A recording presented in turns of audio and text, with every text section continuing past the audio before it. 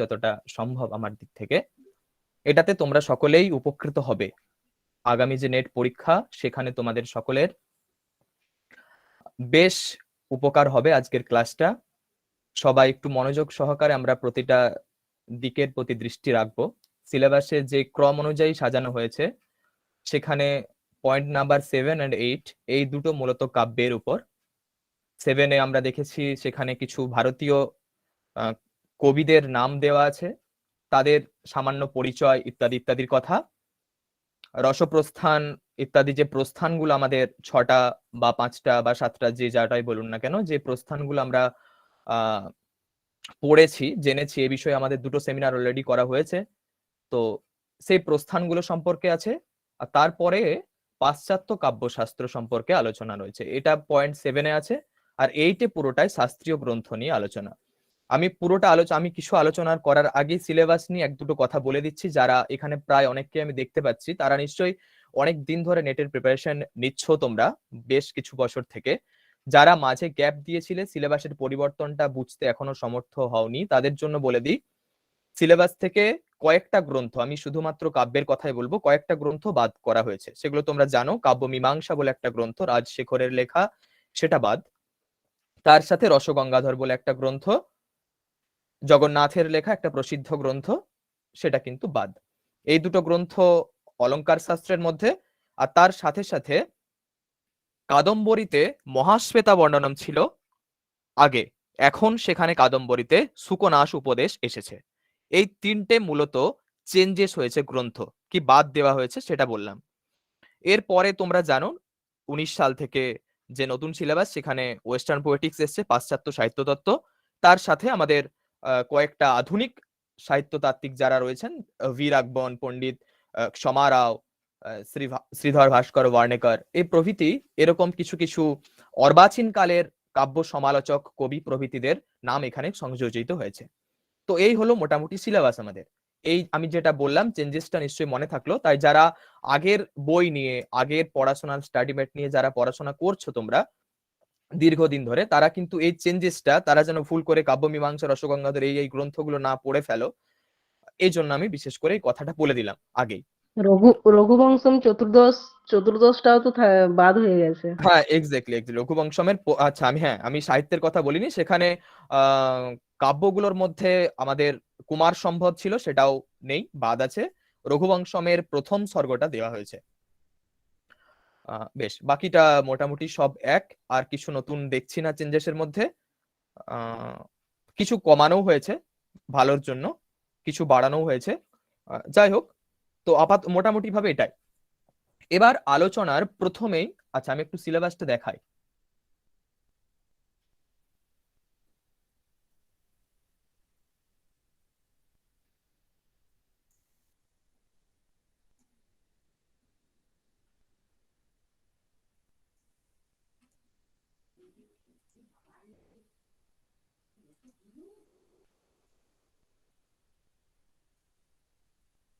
হ্যাঁ, ঠিক দেখতে পাচ্ছ নিশ্চয়ই সবাই। আমি চলে যাচ্ছি একদম 7 নাম্বার পয়েন্টে। এই যে দেখো, এই যে প্রথম অংশটা রয়েছে যেখানে কবিদের নাম প্রভৃতি দেওয়া রয়েছে, অনেকগুলো কবির নাম দেওয়া আছে এখানে পরপর দিয়ে। এখান থেকে মূলত কি প্রশ্ন হয় সেগুলো তোমরা যারা প্রশ্ন উল্টাচ্ছ বেশ কিছুদিন ধরে তারা সবাই জানো, তাও বলে দিচ্ছি। এই যে লেখকগুলো, তাদের ক্রম, তাদের সময়কাল অনুযায়ী তাদেরকে কিভাবে সাজাতে হবে, কার সময় আগে কার সময় পরে, এই অনুযায়ী 4টে অপশন দিয়ে দেওয়া হয়। কোন কবি আগে এসেছেন, কোন কবি পরে, বা 4টে গ্রন্থের নাম দিয়ে দেওয়া হয়, কোন গ্রন্থটি আগে লেখা হয়েছে, কোন গ্রন্থটি পরে লেখা হয়েছে। অ্যাকচুয়ালি গ্রন্থের নাম দিয়ে দেওয়া হলেও সেটা কবির সময়কালের উপরই নির্ভরশীল। তো সুতরাং যেই কবির সময়কাল আগে তার লেখা গ্রন্থ আগে, যার সময়কাল পরে তার লেখা গ্রন্থটি পরে। এই হিসাবে এখান থেকে এই কবিদের নাম, কবিদের সময়কাল অনুযায়ী তাদেরকে সাজানো, গ্রন্থের নাম অনুযায়ী তাদেরকে সাজানো, যে কোন গ্রন্থ আগে লেখা হয়েছে কোন গ্রন্থ পরে ইত্যাদি। তার সাথে সাথে ইন্টারেস্টিংলি ফেরি যে কবিদের পিতামাতার নাম কিন্তু আসে, কবিদের উপাধি কিন্তু আসে, এগুলো কিন্তু আমাদেরকে মনে রাখতে হবে। শুধুমাত্র সময়কাল আসে, বা শুধুমাত্র তাদের লেখা গ্রন্থের নাম আসে, বা শুধুমাত্র গ্রন্থের ক্রম অনুযায়ী সাজানো আসে, এরকম কিন্তু নয়। তার সাথে সাথে তাদের পিতামাতার নাম আমরা দেখতে পাই কখনো কখনো, শ্রীধর, তারপরে শ্রীহির, মামল্য দেবী, এগুলো কার নাম, শ্লোকগুলো তুলে দিয়ে এগুলো আমরা দেখতে পাই। তার সাথে সাথে তাদের কি কি উপাধি আছে আমি আলোচনা করব, উপাধি প্রভৃতি।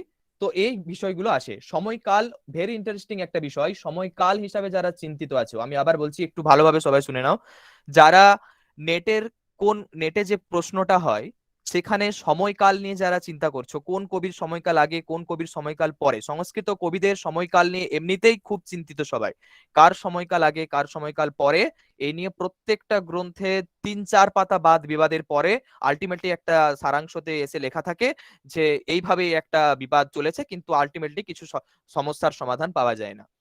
তো এরকম থাকে। এবার তাহলে আমরা কার সময়কাল আগে পরে কিভাবে বুঝবো? খুব ভালোভাবে যদি আমরা দেখি, সিলেবাসটাতে যেইভাবে সাজানো রয়েছে, সবাই ভালোভাবে শোনো, সিলেবাসটা যেভাবে সাজানো আছে, ভাস, অশ্বঘোষ, কালিদাস, শূদ্রক, বিশাখ দত্ত, ভারবী, মাঘ, হর্ষ, বাণভট্ট, দণ্ডী যা লেখা আছে এটাই হলো ক্রম, এটাই হলো সময়কাল। ভালোভাবে দেখে নাও তোমরা, প্রত্যেকটা সিলেবাসই, প্রত্যেকটা যা কিছু দেওয়া আছে এখানে প্রথম থেকে, মহাকাব্যগুলো তাই। তারপরে চেঞ্জেসটা আবার নেটের যারা সিলেবাস বানিয়েছেন তারা খুব চিন্তার সাথে সিলেবাসটাকে চেঞ্জ করে দিয়েছেন। নাটকের ক্ষেত্রে কিন্তু আর এই ক্রম নেই। এখানেও যে ক্রম আছে ওয়েস্টার্ন পলিটিক্স এর ক্ষেত্রেও তাও একই আছে। যে রসের প্রস্থানগুলোর যে সময়কাল অনুযায়ী প্রস্থানের যে নাম লেখা হয়েছে, রস, অলংকার, রীতি, ধ্বনি, বক্রোক্তি, এটাও একই টাইম অনুযায়ী লেখা। এখানে তো ভাস, অশ্বঘোষগুলো তো সময় অনুযায়ী লেখা আছেই। মহাকাব্যগুলো লেখা হয়েছে যেগুলো, সেগুলোও সময় অনুযায়ী লেখা। নাটকের ক্ষেত্রে চেঞ্জেস আছে, সেটা আমি পরে বলছি। প্রোজ প্রভৃতিও তাই। সুতরাং সময় নিয়ে তোমরা আর কেউ চিন্তা করবে না, সিলেবাসটা ভালো করে মুখস্থ করে ফেলবে। অনেকের অনেক রকমের সমস্যা হবে, কেউ বুঝতে পারবে না কোন বইয়ে কি আছে, প্রচুর রকমের বই আমাদের হাতেই, 5-6টা সাহিত্যের ইতিহাসের বই আছে, সব গ্রন্থে আলাদা আলাদা লেখা। সুতরাং কোনো চিন্তার কারণ নেই, যেমন সিলেবাসে দেওয়া আছে সেটাই কোয়েশ্চেনে দেয়, আর সেইভাবেই তোমাদেরকে লিখে আসতে হবে। তাই যারা খাতায় লিখছো তাদেরকে বলছি সিলেবাসের প্রথম বিন্দুটা পুরো মুখস্থ করে নিতে হবে। যেইগুলো তোমরা জানো না, এদের গ্রন্থের নাম মোটামুটি ভাবে সকলের জানা, তাই আমি বলবো না। যেমন ভাবে ভাস, অশ্বঘোষ, কালিদাস, এদেরকে কেই না বা চেনে, সবাই সকলের গ্রন্থগুলো সবাই জানা। দুটো বিষয় বলার এখানে সময়কালের নিয়ে, একটা হচ্ছে শ্রীহর্ষ আর একটা শুধু হর্ষ। হর্ষ বলতে শুধু হর্ষ যখন লেখা থাকবে সেটা আমাদেরকে বুঝে নিতে হবে এটা হর্ষদেবকে বোঝাচ্ছে। হ্যাঁ, হর্ষদেব বলতে সপ্তম শতকের নাট্যকার সম্রাট হর্ষদেব, ঠিক আছে। তার লেখা হলো 3টে নাটক শুধুমাত্র, আর কিছু তিনি লিখেননি। ভালো করে মনে রাখবে, নাগানন্দ, প্রিয়দর্শিকা এবং রত্নাবলী, এই 3টে হচ্ছে তার লেখা হর্ষদেবের। তার সময়কাল হলো সপ্তম শতক। আর শ্রীহর্ষ বলে আরেকটা যে হর্ষ, তিনি হলেন দ্বাদশ শতকের কবি, তার সময়কাল দ্বাদশ শতক। তার লেখা গ্রন্থের নাম নৈষধচরিতম। ভেরি ভেরি ভেরি একটা ইন্টারেস্টিং জিনিস, খুব মনে রাখার, দু জায়গাতেই হর্ষ লেখা থাকে। এই সময়কালটা আমাদেরকে ভুললে হবে না, গুলালে হবে না। শ্রীহর্ষ থাকলে পরে সেটা কবি, তার সময়কাল দ্বাদশ শতক, একদম প্রায় লাস্ট লাস্ট। নৈষধচরিত তার লেখা, খণ্ডন খণ্ডন কাব্য বলে আরেকটা গ্রন্থ আছে, সেটা না জানলেও হবে। আর তারপরে আর যেটা বললাম আরেকটা কথা, নাটকগুলোর নাম তোমরা মনে রাখবে। তো এই হলো একটা বিষয়। এবার পিতামাতার নাম যদি আমি কয়েকটা নাম পরপর দিই, আমার যতগুলো এই মুহূর্তে স্মরণে আসবে আমি বলে দেবো, যদি কারোর লেখার থাকে তারা লিখে নিতে পারো, যেগুলো তোমাদের গ্রন্থে খুঁজে পাবে না আমি তার জন্য বলে দিচ্ছি। যেমন ভবভূতি, ভবভূতির পিতামাতা হচ্ছে ভবভূতি হচ্ছে নীলকণ্ঠ জাতুকর্ণীর পুত্র। এই দুটো শব্দের মধ্যে একটা যখন পেয়ে যাবে তখন বুঝে নেবে এটা ভবভূতিকে বোঝাচ্ছে। ভারবীর ক্ষেত্রে শ্রীধর তার পিতার নাম, নারায়ণ স্বামী শ্রীধর, এই দুটোর মধ্যে একটা কিছু, তার মাতার নাম হলো সুশীলা। যারা এখন লিখতে পারছো না তার রেকর্ড ক্লাস থেকে শুনে লিখে নেবে, আমি বলে দিচ্ছি। মাঘের বলা হয় দত্তক আর ব্রাহ্মী, এই দুটো হচ্ছে তার পিতামাতা। শ্রীহর্ষের কোয়েশ্চেন বারবার পরীক্ষায় আসে, শ্রীহর্ষর মামল্য দেবী কার লেখা, কার, তাদের পুত্রের নাম কি, 2-3বার পরীক্ষায় এসেছে। আমরা যখন কোয়েশ্চেন অ্যানালাইসিস করতে যাব একটু পরে তখন তোমরা এটা দেখতে পাবে। শ্রীহর্ষের পিতামাতা হলেন শ্রীহির এবং মামল্য দেবী, বারবার পরীক্ষায় আসে, হয়তোবা তোমাদের পরীক্ষা তো এটাই আসবে, লিখতে হবে তোমাদেরকে। বিশাখ দত্ত মুদ্রারক্ষস যার লেখা, তার পিতার নাম হলো পৃথু, একটা ভাস্কর দত্ত বলা হয়। সুতরাং এই পৃথু বা ভাস্কর দত্ত এই দুটোর মধ্যে একটা। হর্ষবর্ধনের ক্ষেত্রে তোমরা দুটোই জানো, প্রভাকর বর্ধন এবং যশোবতী, তোমাদেরকে মনে রাখতে হবে। ত্রিবিক্রম ভট্টের নলচম্পু যাঁর, তার দেবাদিত্য বা নেমাদিত্য। তোমাদের যে কটা গ্রন্থ আছে আমি শুধুমাত্র তাদের লেখকের বাবা মায়ের নামগুলোই বলছি। ত্রিবিক্রম ভট্টের যে নলচম্পু আছে সেটার তার পিতার নাম হলো দেবাদিত্য, বা কোনো কোনো গ্রন্থে নেমাদিত্যও লেখা থাকে। এই দুটো। অশ্ব ঘোষের মাতার নাম হলো সুবর্ণাক্ষী, অশ্ব ঘোষের মাতার নাম সুবর্ণাক্ষী। ক্ষমারাও যার আছেন তার নাম হলো শ্রী শঙ্কর পাণ্ডুরঙ্গ। মোটামুটি ভাবে এগুলো তোমাদেরকে মনে রাখতে হবে। এক সেকেন্ড। ঠিক আছে, তো এই কয়েকটা পিতামাতার নাম আমি বলে দিলাম, এগুলো তোমরা মনে রেখো। আর এদের সকলের কিছু কিছু উপাধি রয়েছে, আমি দু চারটে উপাধিকে স্মরণ করাচ্ছি। কোনগুলো উপাধি বলতে আমি কি বলতে চাইছি অ্যাকচুয়ালি, তার মধ্যে যেমন আর্ষ কবি, আদি কবি, এইসব বলে যেমন আমরা বাল্মীকিকে চিনি, ঠিক তেমনই কালিদাসকে আমরা কি বলে চিনি? কালিদাসের আমরা কখনো কখনো দীপ ও শিখা দেখতে পাবো। দীপ ও শিখা বলতে কাকে বুঝবো? কালিদাসকে। কবি কুলগুরু বলতে কাকে বুঝি আমরা? কালিদাসকে। উপমা সম্রাট বলতে কাকে বুঝি আমরা? কালিদাসকে বুঝি। তারপরে বাণভট্টের আলোচনায়, বাণভট্টকে তো অনেক রকম বলা হয়, তিনি শতবাদন, তিনি না পঞ্চানন বলা হয়, বানস্তু পঞ্চাননঃ, পঞ্চানন, তুরঙ্গ বাণঃ ইত্যাদি ইত্যাদি। বাণের অনেকগুলো কবি নাম, ইহ চক্রবর্তী একটা কারিকা আছে, একটা শ্লোক রয়েছে, সেখানে তাকে কবিদের মধ্যে চক্রবর্তী বলা হয়। এই কয়েকটা মোটামুটি ভাবে বাণভট্টের উপাধি। আচ্ছা, ত্রিবিক্রম ভট্টের উপাধি হচ্ছে যমুনা ত্রিবিক্রম। ত্রিবিক্রম ভট্টের উপাধি হচ্ছে যমুনা ত্রিবিক্রম। যমুনা কবি কাকে বলা হয়? ত্রিবিক্রম ভট্টকে। আমাদেরকে বারবার মনে রাখতে হবে, এটা এখনো পর্যন্ত পরীক্ষায় আসেনি, তোমাদের পরীক্ষাতে চলে আসতে পারে। যমুনা ত্রিবিক্রম, যদি ত্রিবিক্রমটা নাও দেয় তাহলেও সেটা কার উপাধি? ত্রিবিক্রম ভট্টের উপাধি, মনে রাখতে হবে আমাদেরকে। তারপরে মাঘের উপাধি কি? এটা খুব তোমরা মনে রাখবে, মাঘকে বলা হয় ঘন্টা মাঘ। ঠিক আছে, মাঘের উপাধি হলো ঘন্টা মাঘ। ঠিক আছে, যেমন ভাবে ভারবীকে বলা হয়, আচ্ছা ঘন্টা মাঘ, তার সাথে আরেকটা হচ্ছে সর্বাশ্রয়। এই দুটো উপাধি হচ্ছে মাঘের ক্ষেত্রে। উপাধিগুলো কিন্তু মনে রাখতে হবে, পরীক্ষায় আসে বারবার। হ্যাঁ, ভবভূতির উপাধি কি? ভবভূতির হচ্ছে শ্রীকণ্ঠ। শ্রীকণ্ঠ। আরো অনেক আছে, পদবাক্য প্রমাণজ্ঞ আছে, শিখরিণী কবি আছে। যেমন উপমা কবির কথা আমি বলছিলাম এখনই, কালিদাসের কথা। কালিদাস যেমন উপমাতে সর্বশ্রেষ্ঠ বলে তাকে উপমা কবি বলা হয়, ঠিক তেমনি শিখরিণী ছন্দের সর্বশ্রেষ্ঠ কবি হলেন ভবভূতি। তার উত্তর রামচরিত পড়তে গেলে শিখরিণী ছন্দের প্রভূত পরিমাণে প্রয়োগ আছে। তাছাড়াও তাকে বৎসবাক বলা হয়, পরিণত প্রজ্ঞ বলা হয়। আমি অনেকগুলো উপাধির কথা বললাম ভবভূতির ক্ষেত্রে। তোমাদের সিলেবাসে আছে, নাটক ও ভবভূতির পাঠ্য রয়েছে উত্তর রামচরিতম, সুতরাং তোমরা এই উপাধিগুলো অবশ্যই মনে রাখবে। শিখরিণী কবি, বৎসবাক, শ্রীকণ্ঠ, পদবাক্য প্রমাণজ্ঞ ইত্যাদি ইত্যাদি। ভট্টনারায়ণেরও তোমাদের গ্রন্থ রয়েছে বেণীসংহার। ভট্টনারায়ণকে শুধু ভট্ট বলা হয়, তাছাড়া বাড়তি দুটো উপাধি হচ্ছে, একটা তাকে বলা হয় কবীন্দ্র বা কবি মৃগেন্দ্র। এই দুটোর মধ্যে একটা কবীন্দ্র বা কবি মৃগেন্দ্র হচ্ছে ভট্টনারায়ণের উপাধি, তার সাথে তাকে মৃগরাজও বলা হয়। কি বলা হয়? মৃগরাজ। এই দুটো হচ্ছে ভট্টনারায়ণের উপাধি। বারবার বলছি, এগুলো তোমরা মনে রাখবে। বিলহনের উপাধি হচ্ছে বিদ্যাপতি, এটা কবিদের কাছে নামটা পাবে বিলহন। আর কবীন্দ্র বা গিরহর্ষ ইত্যাদি যে নামগুলো, সেগুলো হর্ষবর্ধনের উপাধি। বেশ, আমি বেশ কিছু উপাধির কথা তোমাদেরকে বললাম। সময়কাল তো আমি বলে দিয়েছি, কোনো সমস্যার কিছু নেই। আমরা একটা স্টাডি ম্যাট আগে প্রোভাইড করেছিলাম, যেখানে কবিদের সময়কালগুলো লেখা ছিল অলরেডি। তো আর এখানে আমি তো বলে দিয়েছি, যদি কবিদের নাম দিয়ে দেয় এবং তাদেরকে সময় অনুযায়ী সাজাতে বলা হয়, তাহলে তোমরা বুঝতেই পেরে গেলে তোমাদের সিলেবাসে যেটাই সময়কাল দেওয়া হয়েছে, সেই সময় তোমাদের সিলেবাসে যেই ক্রমে সাজানো হয়েছে সেটাই হচ্ছে কবিদের সময়কাল। এইভাবেই কবিদেরকে সাজানো হয়েছে। ভাস তো খ্রিস্টপূর্ব, তারপরের থেকে মোটামুটি সবাই, অশ্বঘোষ কালিদাসের মধ্যে প্রচুর সমস্যা আছে, খ্রিস্টপূর্ব প্রথম বা খ্রিস্টাব্দ প্রথম এইভাবে, আর তারপরে কন্টিনিউ শূদ্রক পঞ্চম শতাব্দী, বিশাখ দত্ত, এইভাবে এইভাবে একটা সময়কালের ক্রম রয়েছে। প্রত্যেকটা আমি বলছি না, একটু স্কিপ করছি এই জায়গাটা। আচ্ছা, নতুন যে আধুনিক যে কয়েকটা নাম রয়েছে, বিলহনের সময়কাল একাদশ শতাব্দী, তোমরা জানো, যারা জানতে না লিখে নাও। তার লেখা গ্রন্থের নাম হলো বিক্রমাঙ্গ দেবচরিতম, এটা সবাই তোমরা জানো। বিলহনের সময়কাল হলো একাদশ শতাব্দী, তার গ্রন্থের নাম বিক্রমাঙ্ক দেবচরিতম। এরপরে যে তিনটে লাস্টে লেখা রয়েছে, অম্বিকা দত্ত ব্যাস, পণ্ডিত ক্ষমারাও, ভি রাঘবন এবং ভাস্কর দেব বার্ণকার, তাদের চারজনার আমি একটু করে বলে দিচ্ছি। এগুলো তোমাদের বইয়ে সম্ভবত নেই, নতুন নেটের বই আছে কিনা দেখতে হবে, বাট আমি বলে দিচ্ছি, তোমরা একটু লিখে নাও। অম্বিকা দত্ত ব্যাসের একদম খুব অসাধারণ একটা গ্রন্থ, এটা একটা উপন্যাস শ্রেণীর গ্রন্থ, শিবাজির জীবন আশ্রিত, সেটা হচ্ছে শিবরাজ বিজয়ম। অম্বিকা দত্ত ব্যাসের লেখা শিবরাজ বিজয়ম, তার সময়কাল 1858 খ্রিস্টাব্দ।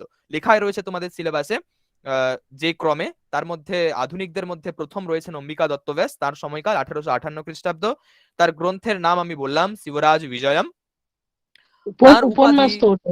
এই অম্বিকা দত্ত ব্যাসের, হ্যাঁ উপন্যাস, আমি কি আচ্ছা আমি অন্য কিছু বললে থাকলে এটা উপন্যাস শিবরাজ বিজয়ম। তারপরে হচ্ছে তার যেটা উপাধি সেটা হচ্ছে অভিনব বান। অভিনব বান, আধুনিক বান, ভারত ভাস্কর, ব্যাস, এই সব অম্বিকা দত্ত ব্যাস, তাকে শুধু ব্যাস বলেও ডাকা হয়। যেটা সব থেকে মনে রাখার সেটা হচ্ছে অভিনব বান কার উপাধি। অভিনব বান হলো অম্বিকা দত্ত ব্যাসের উপাধি। আমরা কখনো ভুলবো না, এটা পরীক্ষায় যখন তখন আসতে পারে, এখনো পর্যন্ত আসেনি, তাই তোমাদের জন্য খুব ইম্পর্টেন্ট, এটা মনে রাখতে হবে অভিনব বান। আচ্ছা আর ক্লাসের ঘটিকা মাঝে কেউ শতকও বলা হয় অম্বিকা দত্ত ব্যাসকে। কি বলো? ঘটিকা শতক। হতে পারে, এই মুহূর্তে আমি যেটা যেটা থেকে বলছি সেখানে এটা নেই, আমি দেখে পরে বলবো। আচ্ছা ক্লাসের মাঝে এখন আপাতত কেউ কিছু কথা বলো না, লাস্টে কোয়েশ্চেন থাকলে পরে রেডি করে রাখো, আমি লাস্টে সবগুলো শুনে নেব। ক্লাসের মাঝে বললে আমি পুরোটা কভার করতে পারবো না। ওকে চলো, তো এই কয়েকটা উপাধির কথা আমি বললাম, আরো উপাধি অনেক থাকবে তাদের, এমনি পারিপার্শ্বিকগণ অনেক উপাধি ক্রমশই দিয়ে থাকেন, ঋষি মুনি এসব বহু লোক বহু ডাকে। তো আপাতত প্রসিদ্ধ যে উপাধিগুলো সেগুলো আমি বলছি, তার মধ্যে এটাই প্রসিদ্ধ সব থেকে, অভিনব বান। বেশ, পরীক্ষা এলে এটাই আসবে। এরপরে যেটা সেটা হচ্ছে এনার এনার বাড়ি হচ্ছে জয়পুরে, হ্যাঁ জয়পুর রাজস্থান। তারপরে যেটা ক্রম অনুযায়ী চলছে, যে ক্রমে সিলেবাস দেখানোই রয়েছে তোমাদেরকে, সেই ক্রমে আছে পণ্ডিতা ক্ষমা রাও। তার বাড়ি হচ্ছে মহারাষ্ট্রতে, ঠিক আছে। তার সময়কাল হলো 1890 থেকে 1953 পর্যন্ত, ঠিক আছে। 1890 থেকে 1953 তার সময়কাল। তার অনেক বেশ কয়েকটা গ্রন্থ রয়েছে, তার মধ্যে শঙ্কর জীবনাখ্যানম, তুকারামচরিতম, মীরা লহরী, স্বরাজ্য বিজয়ম ইত্যাদি ইত্যাদি অনেকগুলো গ্রন্থ। কয়েকটা মহাকাব্য, এই যে শঙ্কর জীবনাখ্যানমটা মহাকাব্য, তুকারামচরিতম মহাকাব্য, স্বরাজ্য বিজয়মটাও মহাকাব্য, মীরা লহরী একটা খণ্ডকাব্য। এগুলো তোমরা লিখে নেবে, যারা এখন লিখতে পারছো না পরে রেকর্ড থেকে শুনে লিখে নেবে, ঠিক আছে। এছাড়াও আরো গ্রন্থ রয়েছে, কথা মুক্তাবলী আছে, বিচিত্র পরিষদ যাত্রা বলে একটা গ্রন্থ রয়েছে, অনেক কিছু গ্রন্থ এই ক্ষমারাওয়ের আছে। একজন এরপরে যে দুজন তারা খুব খুব প্রসিদ্ধ, একজন তার মধ্যে একজন হচ্ছে বীর রাঘবন। তার সময়কাল হলো 1908 থেকে 1979 পর্যন্ত, একদম বিংশ শতকের কবি তিনি। 1908 থেকে 1979 পর্যন্ত তার সময়কাল। তার বাড়ি হচ্ছে তামিলনাড়ুতে, তিনি তামিল। তার তিনি একটা খুব ইম্পর্টেন্ট কাজ করে গেছেন। কি করেছেন খুব ভালোভাবে আমরা মন দিয়ে শুনি, সেটা হচ্ছে যে আমাদের রবীন্দ্রনাথ ঠাকুরের লেখা যে বাল্মীকি প্রতিভা, তার প্রথম সংস্কৃত অনুবাদ করেছেন তিনি, ভি রাঘবন, ঠিক আছে। বাল্মীকি প্রতিভার সংস্কৃত অনুবাদ কে করেছেন, এটা যদি কোয়েশ্চেন আসে, সেটা হলো এই ভি রাঘবন। আমরা কখনো যেন এটা না ভুলি, এটা পরীক্ষায় যখন তখন আসতে পারে, যেহেতু আমাদের বঙ্গদেশের সাথে এর একটা টাচ রয়েছে। তাকে বিদ্যানাথ ও বিড়িম্বন ইত্যাদি উপাধি বলা হয়। তার লেখা গ্রন্থ প্রায় 120টা। আধুনিক সংস্কৃত সাহিত্যে যে যে যে যে কবিদের প্রভূত পরিমাণে অবদান আছে, তার মধ্যে আমরা তো জানি রেবাবসাদ দ্বিবেদী, রাধাবল্লভ ত্রিপাঠী, কিছুদিন পরে সিলেবাসে এনাদের নাম অবশ্যই আসতে চলেছে। তো তাদের মধ্যেও সেই সকলের মধ্যে এই ভি রাঘবন একজন মধ্যমণি হিসাবে বিরাজ করেছিলেন অনেক বছর। তার 120টা গ্রন্থ রয়েছে। প্রতাপ রুদ্রীয় বলে একটা অলংকার শাস্ত্র গ্রন্থ আছে, আমরা এটা মনে রাখবো, প্রতাপ রুদ্রীয় বলে একটা অলংকার শাস্ত্রের গ্রন্থ আছে তার। তার লেখা একটা রূপক হচ্ছে প্রতাপ রুদ্রা বিজয়, প্রতাপ রুদ্রীয় অলংকার শাস্ত্র। আর প্রতাপ রুদ্র বিজয় বলে যে গ্রন্থটা, প্রতাপ রুদ্র বিজয়, সেটা একটা রূপক শ্রেণীর গ্রন্থ, সেটাও ভি রাঘবনের লেখা, এটা তোমরা ভুলবে না। এরপরে একদম লাস্ট যে আছে, সময়কাল অনুযায়ী তার 2000-এ মৃত্যু হয়েছে, 1918 থেকে 2000 পর্যন্ত যার সময়কাল। একদম সাহিত্য একাডেমি প্রাপ্ত গ্রন্থ তার শিবরাজ্যোদয়ম, একটা মহাকাব্য।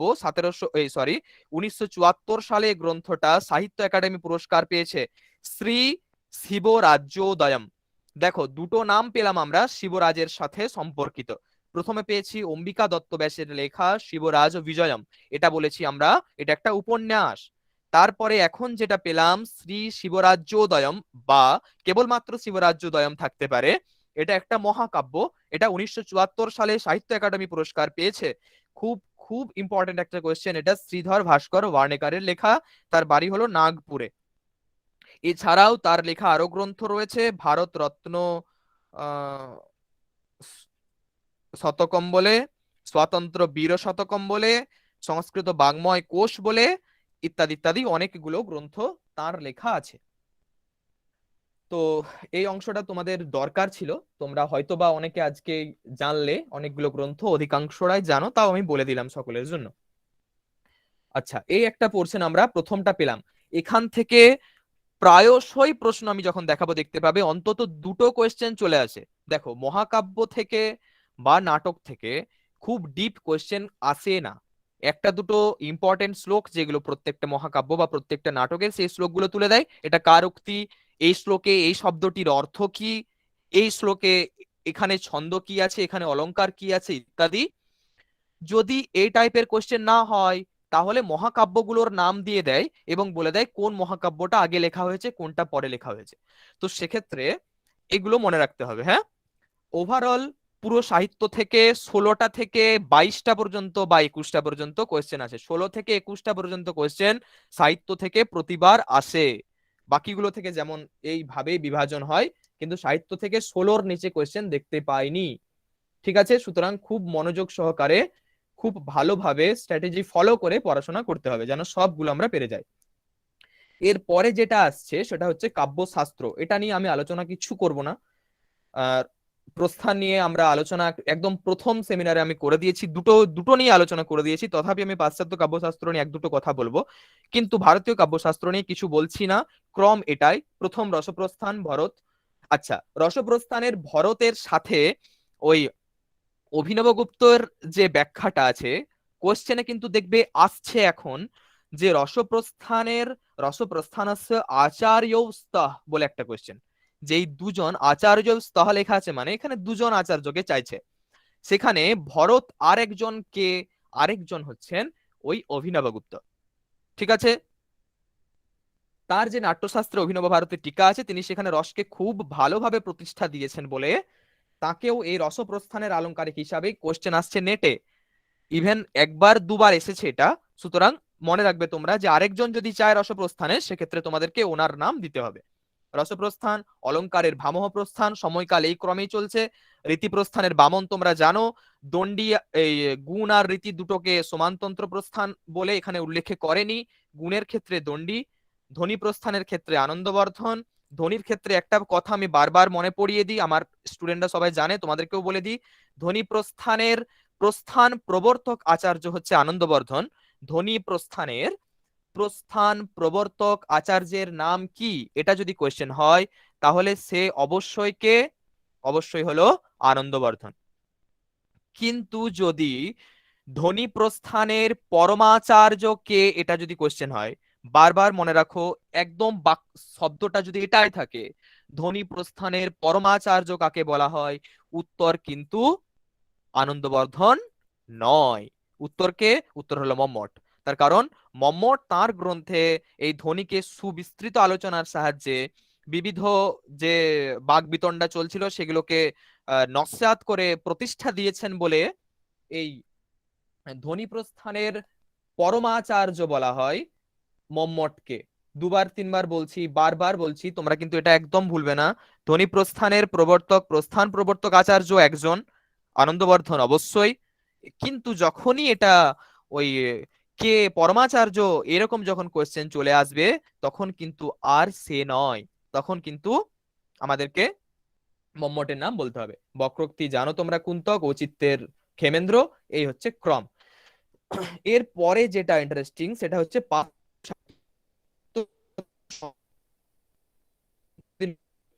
তথাপি যারা না, তাদের জন্য একটু বলে দিই, সেটা হচ্ছে যে প্রশ্ন হবে না। আমরা যে আলোচনা করছি এরকম গভীর। ভয়েসটা ভীষণ ব্রেক হচ্ছে, শোনা যাচ্ছে না। আচ্ছা, দাঁড়াও, শোনা যাচ্ছে না। আমি এবার এই সিলেবাসটা বন্ধ করে দিচ্ছি। দেখো এবার শুনতে পাচ্ছ সবাই? হ্যাঁ স্যার ঠিক হ্যাঁ আছে। স্যার শোনা যাচ্ছে। বেশ, ঠিক আছে, চলো তাহলে এবার পাশ্চাত্য সাহিত্য তত্ত্ব সম্পর্কে একটু আলোচনা রাখবো। সেটা হচ্ছে গিয়ে যে আহ, আচ্ছা আমি বলছি, আমি প্রশ্ন সব লাস্টে নেব। অভিক কিছু বলতে চাইছো, আমি শুনবো অবশ্যই, কিন্তু এখন নিচ্ছি না, একটু কভার আপ করতে হবে আমাকে। আমি আশা রাখছি কোশ্চেন গুলো তোমাদের এমনিতেই সলভ হয়ে যাবে। আর যদি সলভ নাও হয়, তোমরা গ্রুপে এক দুটো কোশ্চেন রাখতে পারো, আর না হলে আহ, সেখান থেকে আমরা সলভ করে দেওয়ার চেষ্টা করব। বাট সিলেবাসটা আপাতত একটু কভার আপ করার চেষ্টা করি। তারপরে যেটা হচ্ছে সেটা পাশ্চাত্য সাহিত্য তত্ত্ব। এটা নিয়ে তোমাদের অনেকের অনেক কিছু চিন্তা ভাবনা থাকবে মাথার মধ্যে। আমি বারবার বলে দিই যে নতুন সিলেবাস, সুতরাং এখানে গভীর কিছু প্রশ্ন হবে না। কি হবে? পাশ্চাত্য সাহিত্য তাত্ত্বিকদেরও তাদের সময়কাল, তাদের গ্রন্থের নাম, তাদের প্রতিষ্ঠানের নাম, তাদের প্রসিদ্ধ কিছু তত্ত্ব থাকলে সেগুলো। বেশ, তাহলে এই হলো তাদের গ্রন্থের নাম। যারা এখন লিখতে পারবে না, পরে নেট থেকে লিখে নিতেও পারবে দেখে। তাদের নাম, তাদের ফুল নাম, হ্যাঁ, অ্যারিস্টটলের তো অ্যারিস্টটলই নাম। অন্যদের যে যে নাম রয়েছে, মানে হচ্ছে তোমার এই ধরো ক্রোচের ক্ষেত্রে যেমন বেনেদেত্তো ক্রোচে, বা আমাদের লঞ্জাইনাসের ক্ষেত্রে যেমন হচ্ছে ক্যাসিয়াস লঞ্জাইনাস। তো এই যে নামকরণগুলো, তাদের যে অন্য অন্য নামগুলো রয়েছে, ফুল নেমগুলো, সেগুলো আমাদেরকে মনে রাখতে হবে, হ্যাঁ। তার সাথে তাদের যে সময়কাল, যেমন লঞ্জাইনাসের সময়কাল 200। একদম শোনা যাচ্ছে না, খুব আস্তে। একটু যদি জোর করে বলেন তাহলে ভালো হয়। আমি একটু প্রচুর প্রবলেম জোরে আছে হয়তো বলছি। মনে হচ্ছে নেটে কিছু। আচ্ছা, এটা কি সবারই না সমস্যা, মৈত্রী? না না স্যার, স্যার, স্যার ভালো আমাদের শোনা যাচ্ছে আচ্ছা, স্যার। তাহলে মিলন একটু তুমি আমাদের একটু শোনা চেক যাচ্ছে। করে নাও, হ্যাঁ। হ্যাঁ ঠিক, আমি অ্যাকচুয়ালি অনেক জোরেই বলছি, এর থেকে বেশি জোরে আমি বলতে পারছি না, তো তোমরা একটু চেক করে নিও। বেশ, যেটা যে আলোচনা ছিলাম, তো এবার গ্রন্থের নামগুলো কিন্তু পরীক্ষাতে সব চলে এসেছে। একটাই গ্রন্থের নাম শুধু মনে হলো যেন আসেনি, সেটা হচ্ছে ক্রোচের গ্রন্থের নাম, অ্যাস্থেটিক্স। ঠিক আছে, এক সেকেন্ড দাঁড়াও, কোয়েশ্চেনটা হচ্ছে, আচ্ছা আমি কোয়েশ্চেনটা যখন আলোচনা করব তখন আমি দেখিয়ে দেবো, একটু পরেই কোয়েশ্চেনে চলে যাচ্ছি। তো এই ক্রোচের গ্রন্থটা আসেনি, তার গ্রন্থের নাম হলো অ্যাস্থেটিক, সৌন্দর্য শাস্ত্র। ঠিক আছে, এবার যেই, আচ্ছা অ্যারিস্টটলের গ্রন্থ কিন্তু দুটো। স্টাডিম্যাট যেটা আমার আগে দেখেছিলে তোমরা, সেখানে কিন্তু একটা লেখা ছিল, এটা সবার জন্য বলে দিচ্ছি, মন দিয়ে শুনে নাও। একটা তো পোয়েটিক্স আছে, তার সাথে দা রেটোরিক গ্রন্থটাও কিন্তু এই অ্যারিস্টটলের লেখা। মনে রাখবে তোমরা, এই দুটোই অলংকার শাস্ত্র, ছন্দ প্রভৃতি অলংকার ইত্যাদি নিয়ে আলোচনার আছে, এখানে নাট্যশাস্ত্রের আলোচনাও আছে। তো সুতরাং একটা হচ্ছে দা পোয়েটিক্স। আচ্ছা, কারোর কি মাইক অন আছে? ঠিক আছে, চলো। একটা হচ্ছে পোয়েটিক্স আর একটা হচ্ছে দা রেটোরিক্স। এই দুটোই কিন্তু অ্যারিস্টটলের লেখা। কোয়েশ্চেন এসেছিল যে কোন দুটো গ্রন্থ অ্যারিস্টটলের, তো সেটা মনে রাখবে তোমরা। ঠিক আছে, এটা সম্ভবত সিলেবাসে আমাদের স্টাডিমেটের মধ্যে নেই। আমাদের ছেলেগুলোকে বেশি করে বলছি, এটা তোমরা লিখে নাও খাতাতে, সবাই লিখে নাও অবশ্যই। সবাই এখন আমারই। আচ্ছা, তারপরে অ্যারিস্টটলের বিদ্যাপীঠের নাম হচ্ছে লাইসিউম। ঠিক আছে, এটা তোমরা জানো। যারা জানো না তারা লিখে নাও, বিদ্যাপীঠের নাম হলো লাইসিউম, এটা লিখে রাখতে হবে। তিনি কার শিষ্য ছিলেন? তিনি ছিলেন প্লেটোর শিষ্য। তার সময়কাল তোমরা জানো, 884 খ্রিস্টপূর্বাব্দে তার জন্ম। কোথায়? ম্যাসিডন নামক একটা ম্যাসিডনের অন্তর্গত স্ট্যাগিরাস শহরে। বেশ, এই হলো তার। বিশেষ কিছু পড়তে হবে না। যদি এগুলো তো যেহেতু আমি বলছিলাম প্রশ্ন চলে এসেছে অ্যারিস্টটলের গ্রন্থেও দুবার চলে এসেছে, সুতরাং আর তোমাদের কারোর পরীক্ষাতে অ্যারিস্টটলের গ্রন্থ আসবে বলে আমি মনে করছি না। তো সুতরাং গ্রন্থ যদি না আসে, তাহলে যেগুলো আসবে সেগুলো হচ্ছে তার তত্ত্বগুলো। কি তত্ত্ব আছে তোমরা তোমরা নিশ্চয়ই জানো। একটা হচ্ছে মাইমেসিস, অনুকরণ, একটা হচ্ছে ক্যাথারসিস, ভাবমোক্ষণ ইত্যাদি। তো এই মাইমেসিস, ক্যাথারসিস, এগুলো অ্যারিস্টটলের সঙ্গে সম্পর্কিত। একদম ভুলবে না, পরীক্ষায় কোশ্চেন এলে যেন লিখতে পারো। ঠিক আছে, এই দুটো জায়গা মনে রাখতে হবে। অ্যারিস্টটল এই দুটো। অন দা সাবলাইম, 213 খ্রিস্টাব্দে তার জন্ম।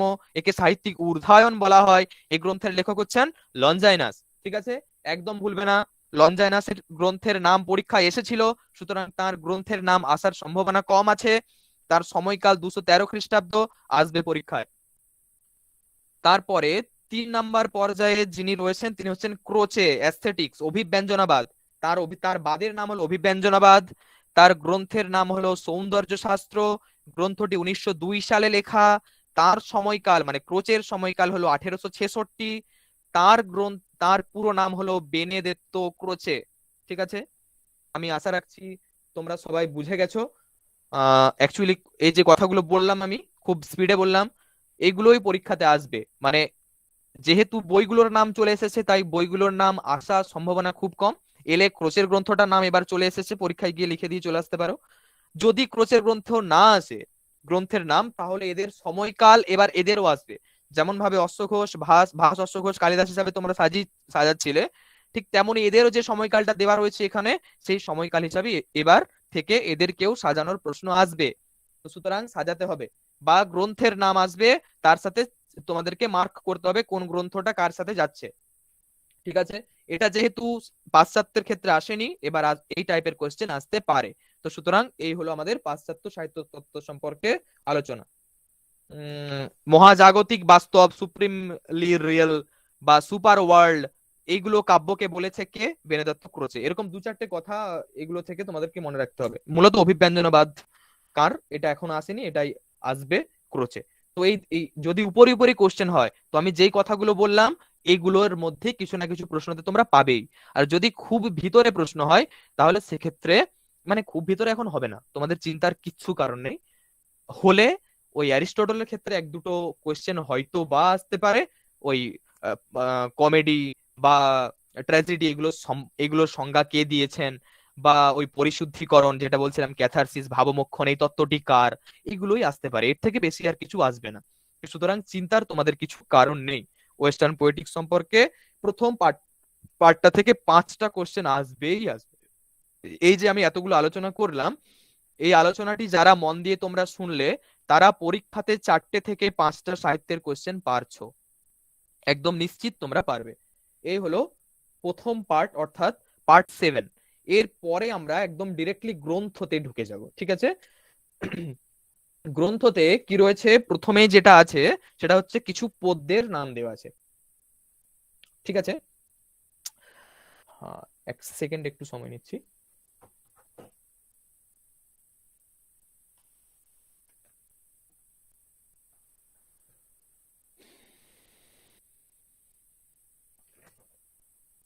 হ্যাঁ,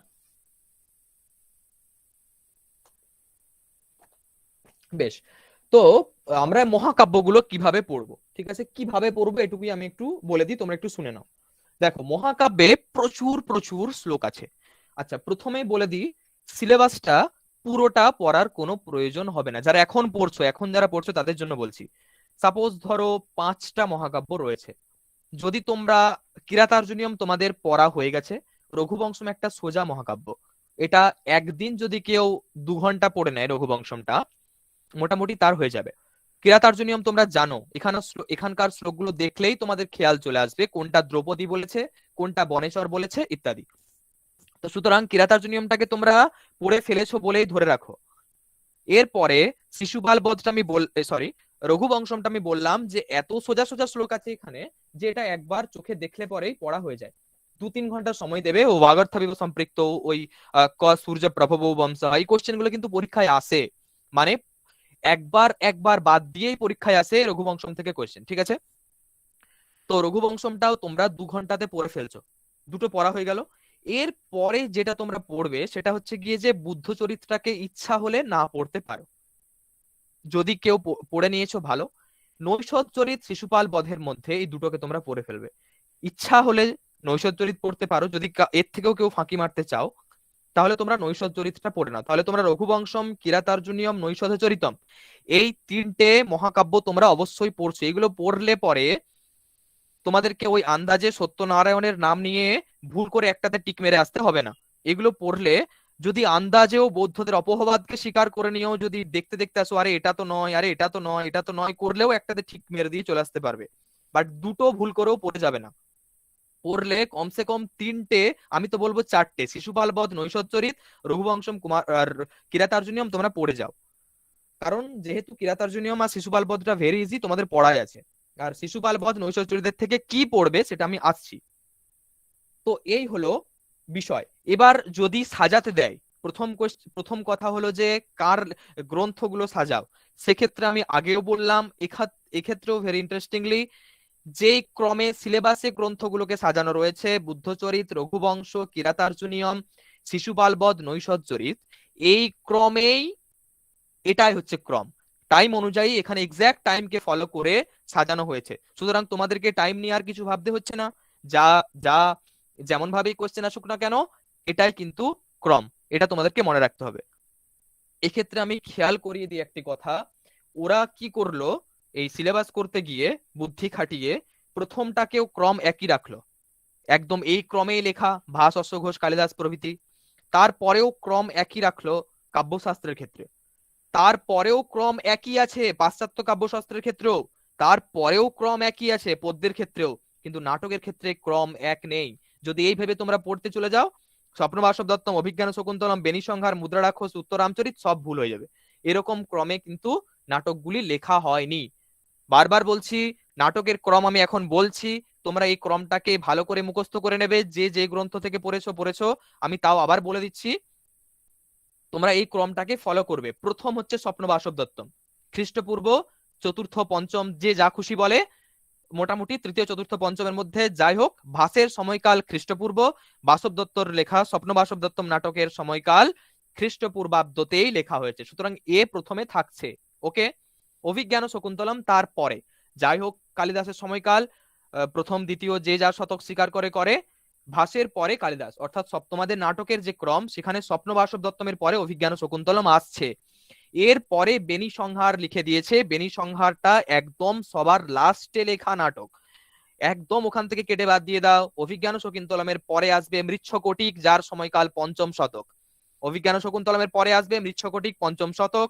তারপরে মুদ্রারাক্ষস, ষষ্ঠ শতক।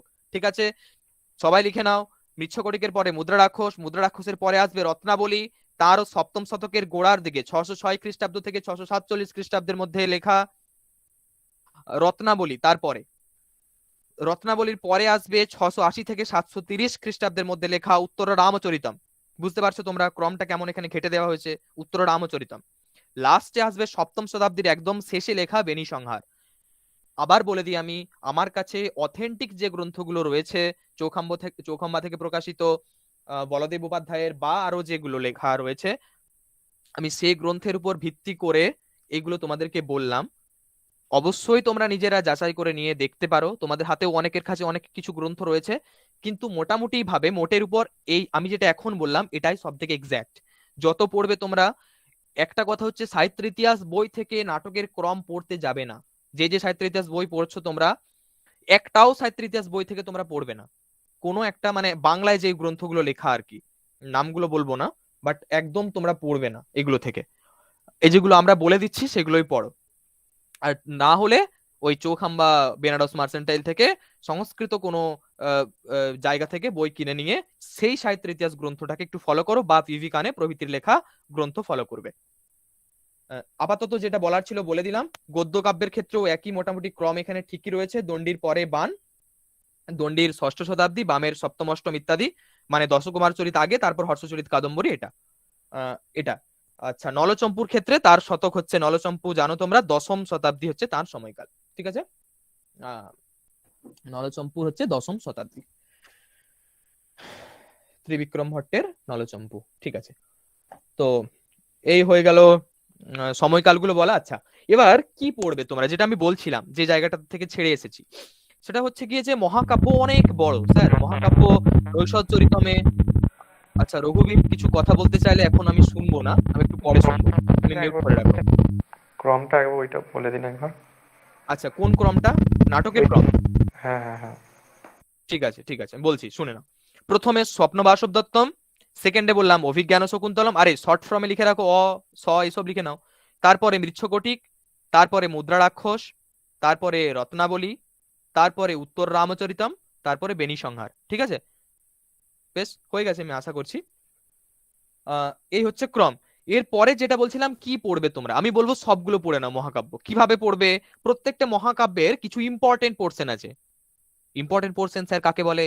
ইম্পর্টেন্ট পোর্শন তাকেই বলে যেগুলো সেই মহাকাব্যটার সেই মানে পুরো মহাকাব্যটাতে যে বস্তুটা অ্যাকচুয়ালি প্রতিপাদন করতে যাওয়া হচ্ছে তার জন্য প্রয়োজনীয় যে বিষয়গুলো সেই অঙ্কটাতে বর্ণনা করা হয়েছে সেটাকে বলে ইম্পর্টেন্ট। কি ইম্পর্টেন্ট? তাহলে একটা এক্সাম্পল বলি, সাপোজ নৈষধ চরিতম।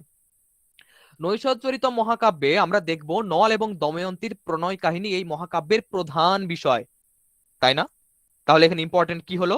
নল হলো, নলের চারিত্রিক বৈশিষ্ট্য হলো, মানে অধীতি বোধাচরণ প্রচারণহি, এইসব প্রচুর পরিমাণে শ্লোক তোমরা প্রথম প্রথম থেকে পেয়েই যাবে।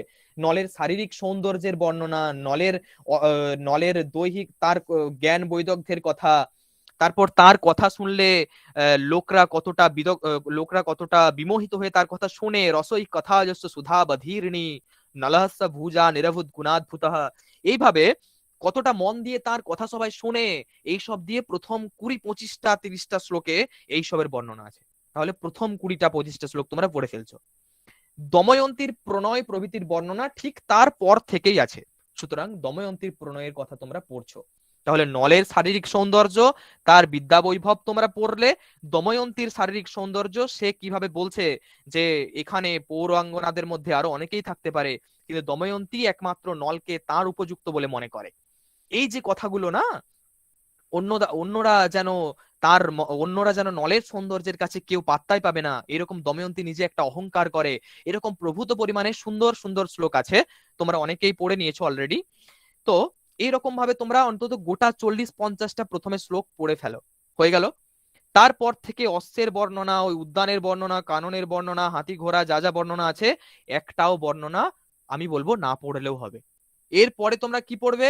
এরপরে নৈষধচরিত মহাকাব্যে হংসের একটা প্রভূত পরিমাণে প্রাধান্য রয়েছে, যেমন কিনা রঘুবংশ মহাকাব্যের ক্ষেত্রে দিলীপের গো সেবার একটা প্রাধান্য আছে, ঠিক তেমনি এই মহাকাব্যে, নৈষধচরিত মহাকাব্যের ক্ষেত্রে আমরা ওই হংসের বর্ণনা দেখব, হংসের আশীর্বাদ দেওয়া, এবং তার ফলে সেখানে নলের একটা তার প্রজারঞ্জকতার কথা দেখবো আমরা, যে যখন সে স্বর্ণহংসটাকে ধরবে এবং সবাই তখন পক্ষীরা বলবে যে এই যে জায়গাটা, এটা আমাদের থাকার উপযুক্ত নয়, যেখানে রাজা এত হিংস্র হয়, সে একটা সুন্দর পাখিকে দেখে সে এইভাবে ধরে নিল, এটা আমাদের ক্ষেত্রে থাকার উপযুক্ত নয়, আমরা সবাই চলে যাব, এরকম এইসব বলে যখন সব পাখিরা চলে যাবে, তারপরে সে বারবার ওই যে শ্লোকটা তোমরা মনে করতে পারছো, মদেক পুত্রা জননী জরা তুরা নব প্রসূতির বারটা তপস্বিনী, এই শ্লোকগুলো, তারপরে ফলেন মূলেন চ বারি ফুহু বারি ভুরুহাম মুনে রিবেত্থাম মমজস্য বৃত্তয়ঃ, আমি মুনির মতো জীবন যাপন করি, এই শ্লোকগুলো, ধিগস্তু তৃষ্ণা তরলম ভবন মমঃ সমীক্ষ পক্ষান বলে যে শ্লোকটা, অর্থাৎ লাস্টের 20টা শ্লোক, ন বাসুযজ্ঞা বসুধায়ম ইত্রিষি, এই যে শ্লোকটা, অর্থাৎ লাস্টের আবার 20-25টা শ্লোক যে পড়ে রয়েছে, প্রত্যেকটা শ্লোক তোমরা পড়ছো।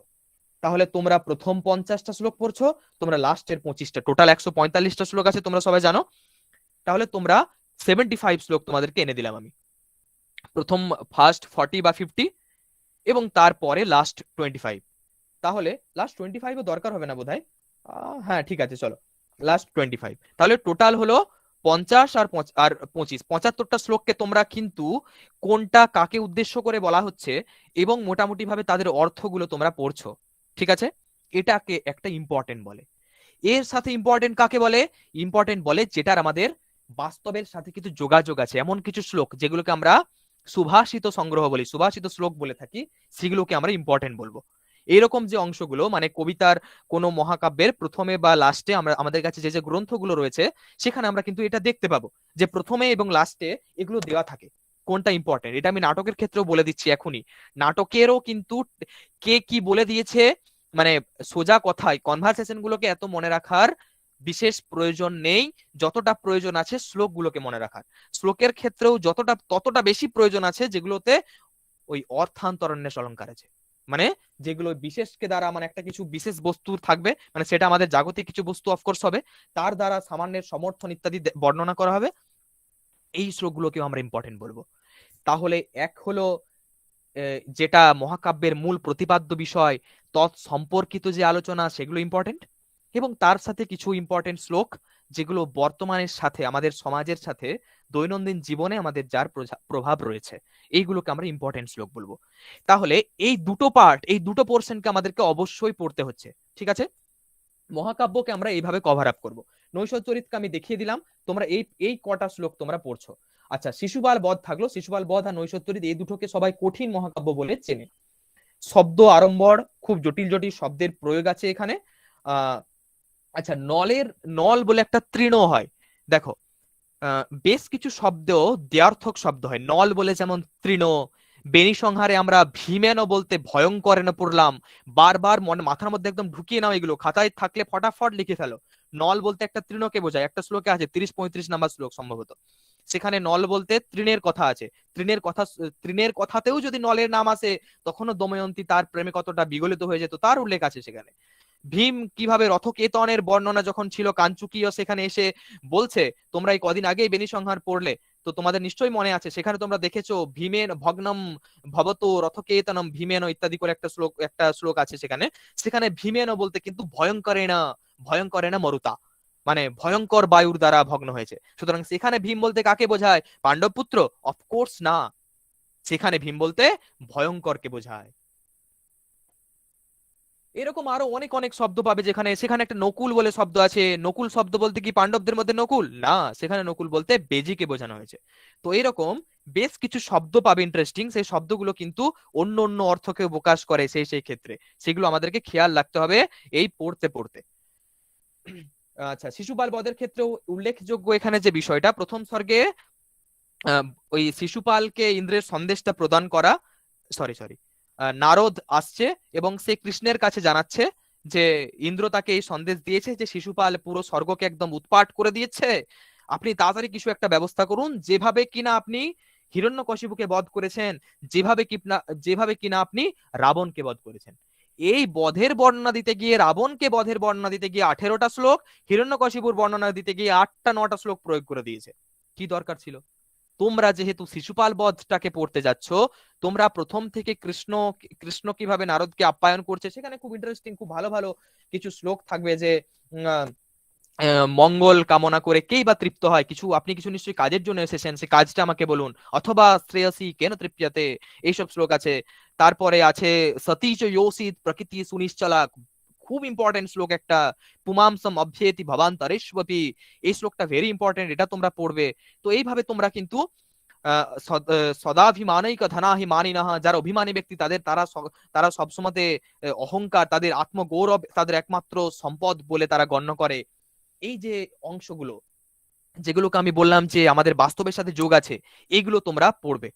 তাহলে তোমরা শিশুপাল বধ থেকে প্রথমে ওই আগমন পড়ছো তোমরা, ঠিক আছে, নারদের আগমন পড়ছো, তাকে কে কিসের আসনে বসেছে সেটা পড়ছো, কৃষ্ণ সোনার আসনে নারদকে কিসের আসনে বসতে দিয়েছে সেটা পড়ছো, কিভাবে তারা আপ্যায়ন করছে সেটা পড়ছো, কে কাকে কি কথাগুলো বলছে সেটা পড়ছো। প্রথম থেকে 30-40টা শ্লোক তোমরা এরকম ভাবে পড়ে ফেলছো, 20-30টা শ্লোক তোমরা পড়ছো।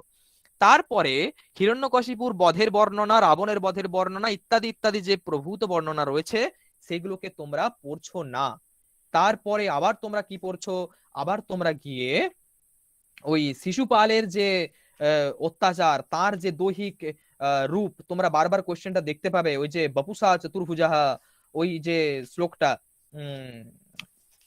সেই শ্লোকটা, এবং সেই অংশে যেখানে শিশুপালকে বধ করতে কৃষ্ণ বলল যে হ্যাঁ যে শ্লোকটা আমি বলতে যাচ্ছিলাম, স বাল আসিত বপুষা চতুর্ভুজ মুখেন পূর্ণেন্দু নিভাস ত্রিলোচনঃ, এই যে শ্লোকটা, এরকম আরো বেশ কয়েকটা শ্লোক রয়েছে যে সে এখন ছলনা করে, কিভাবে ছলনা করছে, শৈলুষৈবা, যেভাবে নটনটিরা বেশ পোশাক চেঞ্জ করে ফেলে না, ঠিক তেমন ভাবে এখন ওই রাবণ রূপে সে জগৎকে অত্যাচারিত করেছে, হিরণ্যকশিপু রূপে অত্যাচারিত করেছে, প্রথমে হিরণ্যকশিপু, তারপর রাবণ, তারপরে শিশুপাল বধ, ক্রম মনে রাখতে হবে কিন্তু, হ্যাঁ। তো এইভাবে এখন সে শিশুপাল রূপ ধারণ করে আবার জগৎকে সে উৎপাটন করতে এসেছে। এই যে তারপরে তার শিশুপাল নাম গ্রহণ করে তার আশা এবং জগৎকে কিভাবে সে অত্যাচার করছে, তার অত্যাচারের কাহিনী, সে এখন রাবণকে, তারপর ওই হিরণ্যকশিপুকে হাসছে তাদের উপর, আরে হিরণ্যকশিপু রাবণ এরা তো দেবতাদের উপাসনা করেছে, দেবতাদের কাছ থেকে বর নিয়ে এরা প্রভূত পরিমাণে শক্তি ধারণ করেছে, আমি তো জন্ম থেকেই প্রভূত পরিমাণে শক্তিবান, অতএব আমি দেবতাদের প্রসাদে শক্তিমান হয়নি, এইরকম বলে সে হাসাহাসি করছে। খুব অসাধারণ কিছু লাস্টে শ্লোক পাবে তোমরা, আমি তোমাদেরকে বলছি, তোমরা আজকেই পড়ো, লাস্ট 15-20টা শ্লোককে আবার তোমরা পড়ে নিচ্ছ, তাহলে 30টা, আর লাস্টে এই 10টা বা 15টা, এই 40টা মতো শ্লোক তোমরা শিশুপাল বধ থেকে পড়ছো। আমি আশা রাখছি এই অংশ, আচ্ছা পুলক কিছু বলতে চাইছো? খুব গুরুত্বপূর্ণ কিছু থাকলে শুনে নি। আচ্ছা, ও কিছু বলছে না, বেশ। তাহলে এই যে অংশটা, তাহলে তোমরা এখান থেকে 40টা শ্লোক পেলে, তাহলে দেখো অনেকটা শ্লোক কিন্তু তোমাদেরকে কম করে দিলাম, এতটাই কম নয়, তোমাদেরকে আমি আরো কম করে দিচ্ছি। তোমরা যদি ইয়ে খোলো, রঘুবংশম খোলো, সেখানেও তোমরা পাবে বারবার প্রশ্ন ওই ওই অথবা কৃতবাগ দ্বারে বংশস্মিন পূর্ব সুরিভিহি বা মন্দকবি যশ প্রার্থী, এখানে মন্দকবি বলতে কাকে বলা হচ্ছে, কহ খলু যশ প্রার্থী বা কহ সূর্য প্রভব বংশাহ, এই যে শ্লোকগুলো এগুলোতে কে কাকে বলছে, কাকে ইন্ডিকেট করা হচ্ছে। কালিদাস নিজের সম্পর্কে যে যে কথাগুলো বলছে সেগুলো সম্ভব প্রথম থেকে মূলত 14-15টা না, প্রথম থেকে 9-10টা পর্যন্ত এইসব কথা আছে। তারপরে দিলীপের বর্ণনা, তার উক্তি, বৃহড় রস্ক বৃষস্কন্ধা সালো প্রামসু মহাভুজঃ, এই যে শ্লোকগুলো আছে, এই যে শ্লোকগুলো রয়েছে এইগুলোতে দিলীপের শারীরিক দৈহিক বর্ণনা রয়েছে। তার প্রথমে কালিদাসের বর্ণনা রয়েছে 10টা মতো শ্লোকে, তারপরে দিলীপদের এবং তাদের রাজবংশের তারা কতটা প্রজাদের প্রতি অনুরক্ত, প্রজানাম এবং ভূতে অর্থম স তাভ্য বলিম অগ্রহীত, এই শ্লোকগুলো তোমাদের প্রচুর শোনা। সহস্র গুণমৎস্রষ্টু মাদত্তেহি রসম রবিহি, এই যে শ্লোকগুলো এগুলো কে কাকে বলেছে এইগুলো তোমাদেরকে পড়তে হবে। রঘুবংশমের তাহলে তোমরা প্রথম থেকে 25টা মতো শ্লোক পড়ছো। রঘুবংশম থেকে তোমরা প্রথম থেকে 25টা মতো শ্লোক তোমরা পড়ে ফেলছো। জ্ঞানে মৌনম সমাসক্ত বলে যে শ্লোকগুলো রয়েছে, খুব ইম্পর্টেন্ট শ্লোক, বারবার পরীক্ষায় আসে, তোমাদেরও আসবে। প্রথম থেকে 25টা শ্লোক পড়ছো। তারপরে তারা ওই অরুন্ধতী বশিষ্ঠর আশ্রমে প্রবেশ করেছে, সেখানে যাওয়া পড়ছো। সে একটা প্রার্থনা জানাচ্ছে সন্তান লাভের জন্য, সেই সন্তান লাভের প্রার্থনাটা তোমরা পড়ছো। তারপরে ওই যে কিন্তু বধ্বাম তবেই এটা হচ্ছে 65 নাম্বার শ্লোক, এগুলো তোমরা একটু করে পড়বে, 64 65 এগুলো। তারপরে তাকে বলবে যে তুমি এই সুরভির সেবা করো, সুরভির সেবাকে তুমি করনি, তার জন্য তোমার এরকম ফল হয়েছে। সুরভি তোমাকে অভিশাপ দিয়েছে, কিসে অভিশাপ, অবজানাসি মাম যস্মাৎ অতস্তেনা ভবিষ্যতি মত প্রসূতিম অনারাধ্য প্রজেতা ইতি ত্বম সসাপ, তুমি যে আমাকে প্রদক্ষিণ না করে তুমি এরকম ভাবে চলে গেছো, এই ত্রুটির জন্য তুমি আমাকে অবজ্ঞা করলে, তেমনি আমার সন্ততির আরাধনা ব্যতি রেখে তোমার সন্তান জন্মগ্রহণ করবে না। সুরভি অভিশাপ দিয়েছিল দিলীপকে যে তুমি কোন একটা সময়, সেটা তোমরা পড়লে বুঝতে পারবে, সেই সময়তে তুমি আমাকে অবজ্ঞা করে চলে গেলে। অ্যাকচুয়ালি রাজমহিষী ঋতুমতী ছিলেন তখন, তাকে দেখার জন্য দ্রুত তার আশা বাঞ্ছিত ছিল বলে সে তাড়াতাড়ি চলে এসেছে। কামধনু পথে বাঁধা ছিল, তাকে প্রদক্ষিণ করেনি। যারা গুরুজন ব্যক্তি হয় তাদেরকে প্রদক্ষিণ করা একান্তই কর্তব্য হয়, কিন্তু সে সেটা করেনি বলে অভিশাপ দিয়েছিল সুরভি এক সময়, যে আমার যে পুত্রী তাকে যদি তুমি না সেবা করো তাহলে কিন্তু তোমার সন্তান জন্মগ্রহণ করবে না। এই যে অভিশাপ বচন সেটা শোনালো তাকে। তারপরে বশিষ্ঠ তাকে বলল যে তোমার ঠিকঠাক তুমি ফল লাভ করবে। এখানে একটা সুন্দর আছে, প্রতিবদনাতিহি শ্রেয়ঃ পূজ্য পূজা ব্যতিক্রমঃ, যে পূজনীয় ব্যক্তি তাদের ব্যাঘাত ঘটলে এরকম অনেক কিছু ক্ষতির সম্ভাবনা থাকে। তো এই রকম কয়েকটা শ্লোক রয়েছে। তারপরে একদম এই যে 70 থেকে লাস্ট কিছু শ্লোক তোমরা মোটামুটি 94-95 পর্যন্ত শ্লোক, আবার 25টা শ্লোক তোমরা লাস্টে পড়ছো। প্রথম 25টা শ্লোক, মাঝে 10টা মতো শ্লোক, তারপরে আবার লাস্টে 20-25টা মতো শ্লোক। খুব সোজা সোজা শ্লোক আছে এখানে, এগুলো তোমরা পড়ছো। তাহলে এই হলো রঘুবংশম, সব কোশ্চেন এখান থেকে কমন পেয়ে যাবে। সবারই সবকিছু মাথায় ঢুকছে? কারোর কিছু বুঝতে টুঝতে অসুবিধা হচ্ছে না? শুনতে কিছু অসুবিধা হচ্ছে না? একটু লিখে জানালে পরে ভালো। কিছু বলার দরকার নেই। ঠিক আছে, চলো। আচ্ছা, অনুশ্রী প্রভৃতি যারা রয়েছে শুনতে পাচ্ছ? সব ক্লিয়ার, বোঝা যাচ্ছে সব? হ্যাঁ স্যার, বোঝা যাচ্ছে। ওকে ওকে, চলো সুদীপ, হ্যাঁ ঠিক, চলো। তাহলে এই এতটা পর্যন্ত আমরা মহাকাব্যগুলো সুন্দর আমরা দেখলাম, ঠিক আছে। এই কোশ্চেন এখান থেকে আসবে, কতটা পড়তে হবে, কি প্রশ্ন আসবে আমরা দেখে নিয়েছি। আচ্ছা, নাটকের ক্ষেত্রে কি বলবো, স্বপ্ন বাসব দত্তম, অভিজ্ঞান শকুন্তলম, বেনি সংহার, মুদ্রা রাক্ষস, উত্তরামচরিত ইত্যাদি ইত্যাদি করে 7টা তোমাদের নাটক রয়েছে। কটা নাটক রয়েছে? 7টা নাটক আছে। তোমরা কি সব পড়তে পারবে? না, সব পড়া তোমাদের পক্ষে সম্ভব নয়। 7টার মধ্যে চুজ করে নাও তোমরা। মুচ্ছকটিকের থেকে ওই দরিদ্রের বর্ণনা দেখো, এখানেও তাই। হ্যাঁ, অনেক অনেক মাঝে শ্লোক আছে প্রচুর। ওই মিচ্ছকটিকের যে বসন্ত সেনার ঘরের বর্ণনা, প্রভূত পরিমাণে বনের বর্ণনা, কাননের বর্ণনা, বারবার দেখা করতে যাবে, এইসব বর্ণনা করে মিচ্ছকটিকটা ভারাক্রান্ত হয়ে আছে। এখানেও কিছু ইম্পর্টেন্ট জায়গা আছে, সে যেখানে মাটির শকটটা চাইছে সেই পোর্শন গুলো রদনিকার কাছ থেকে, রদনিকার বলা কথা, এগুলো। তারপরে কিছু উল্লেখযোগ্য শ্লোক, দরিদ্রদের দুরাবস্থার কথা এখানে বারবার বর্ণনা করা হয়েছে। কি বলবো, অনেক বড় এটা এই প্রকরণটা। তো সুতরাং তোমরা প্রথম লাস্ট থেকে যে ব্যাখ্যামূলক সব মহাকাব্যের সব নাটকের ক্ষেত্রে এটাই আমার বারবার করে বলার, যে তোমরা যেগুলো বুঝতে পারবে না সেগুলো যে কি পড়বো এত বড়, তাদেরকে বলবো কমসে কম তোমরা ওই কবিদের মহাকবিদের সময়কালগুলো, যার যার নাটকের অঙ্কের নামকরণ আছে, মানে মুদ্রা রাক্ষস, মৃচ্ছকটিক প্রভৃতি যেগুলোর নামকরণ রয়েছে, স্বপ্ন বাসব দত্তম প্রভৃতির, সেই নামকরণগুলোকে তোমাদেরকে খেয়াল রাখা। অ আ ক খ ক্রম দিয়ে খেয়াল রাখতে পারো, যেভাবে নিমাই স্যার মাঝে মাঝে পোস্ট করেন যে এরকম ভাবে প্রথম অক্ষরগুলো দিয়ে বা প্রথম দুটো অক্ষর দিয়ে একটা শ্লোক বানিয়ে নাও নিজে, তারপর সেইভাবে যাতে তোমরা না ভুলো কখনো, এই ক্রম এইভাবে তোমরা মনে রাখতে পারো। অথবা অ আ ক খ দিয়ে, অ আ ক খ দিয়ে প্রত্যেকটা না অঙ্কের প্রথম অক্ষরগুলো দিয়ে একটা 5 অক্ষরের শব্দ, একটা 5 অক্ষর বিশিষ্ট শব্দ বানিয়ে নিলে। কি শব্দ, শব্দের অর্থ ফর্থ দরকার নেই, 5 অক্ষর বিশিষ্ট একটা শব্দ, সেই শব্দটার যেন ক্রমটা তোমাদের খেয়াল থাকে। এইভাবে তোমরা মনে রাখতে পারো। পরীক্ষায় কিন্তু এই ছায়া অঙ্ক কাকে বলে, স্বপ্ন কোথায় দেখেছিল, কোন অঙ্কে কর্ণ মারা গেছে, কোন অঙ্কে অশ্বত্থামা বধ হয়েছে, এই অশ্বত্থামা নয়, কোন অঙ্কে অশ্বত্থামার পিতা বধ হয়েছে, এই সব বিষয়গুলো কিন্তু আসবে, ঠিক আছে, বেনিসংহার, মুদ্রা রাক্ষস প্রভৃতি থেকে, ঠিক আছে। তো এই অংশগুলো তোমাদেরকে দেখতে হবে, হ্যাঁ। তো মূলত এই নাটক থেকে যেটা বলার, এখান থেকে তোমরা বেশ কিছু, মানে যেহেতু যাই শ্লোক দেই তার মধ্যে তোমরা যদি 5টা নাটক পড়ে ফেলো, অফকোর্স সেখান থেকে কমন তোমরা পাচ্ছ, কোনো কথাই হবে না এখানে। 4টে পড়লে পরেও সম্ভাবনা থাকবে, কিন্তু 2-3টে পড়ে গেলে কমন পাবে না।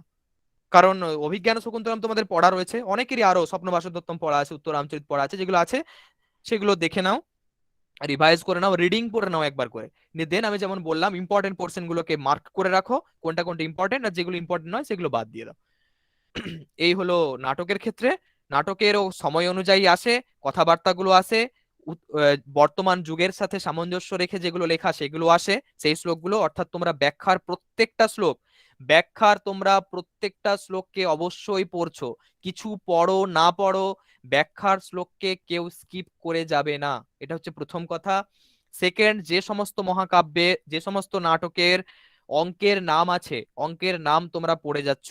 সেকেন্ড, আমি সময়কাল অনুযায়ী সাজিয়ে দিয়েছি, সময়কাল তোমরা দেখে যাচ্ছ। থার্ড, এগুলো তোমরা কেউ ভুলবে না, এগুলো না হলে কিন্তু মিস করে যাবে পরীক্ষাতে। এত এত পড়লে 2টো নাটককে একদম, অথচ তাও একটা উত্তর পারছো না। সুস্মিতা, কিছু বলতে চাইছো? সুস্মিতা কিছু বলছো? হ্যাঁ স্যার, বলছিলাম, স্যার শুনতে পাচ্ছেন? হ্যাঁ নিশ্চয়ই, বলো। হ্যাঁ স্যার, বলছিলাম যে স্বপ্নবাসব দত্তম আর বেনিসংহার নাটকের নামগুলো তো কোথাও মানে মানে আমি পাইনি। তো ওটার কি কোনো বেনিসংহারের বা স্বপ্নবাসব দত্তম নাটকের নামগুলো আছে? নাম আছে মানে নামকরণের, আচ্ছা হ্যাঁ নামকরণ আছে মানে কিনা? অঙ্কের নাম, মানে যেমন মিছুগুটিকে স্বপ্ন 10টা বাসব প্রকরণ। দত্তমের তো, স্বপ্ন বাসব দত্তমের তো ছিল বোধহয়। আমি শুধু তো পঞ্চম অঙ্কটাই, স্বপ্নাঙ্কটা পেয়েছি, মানে বইয়ে আমি পাইনি। আমার কাছে স্বপ্নবাসব দত্তম আর বেনিসংখ্যা দুটো বই আছে, কিন্তু আমি নাটকের মানে ওই যে অঙ্কের নাম, বেনিসংখ্যারের 6টা অঙ্কের নাম বা স্বপ্নবাসব দত্তমের 6টা অঙ্কের নাম মানে আমার জানা নেই, সেই জন্য জিজ্ঞাসা করছিলাম আপনাকে। 1 সেকেন্ড সময় নিচ্ছি, একটু দাঁড়িয়ে যাও। হ্যাঁ স্যার।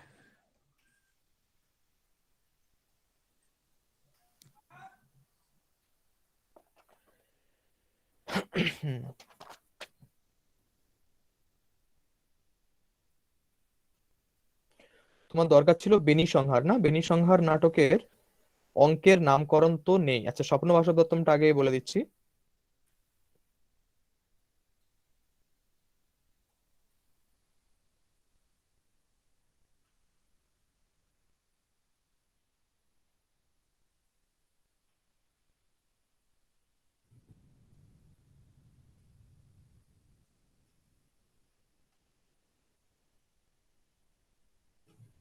না, স্বপ্ন বাসব দত্তম নাটকে নেই। আহ বেনিসংহার নাটক, 1 সেকেন্ড দাঁড়িয়ে যাও।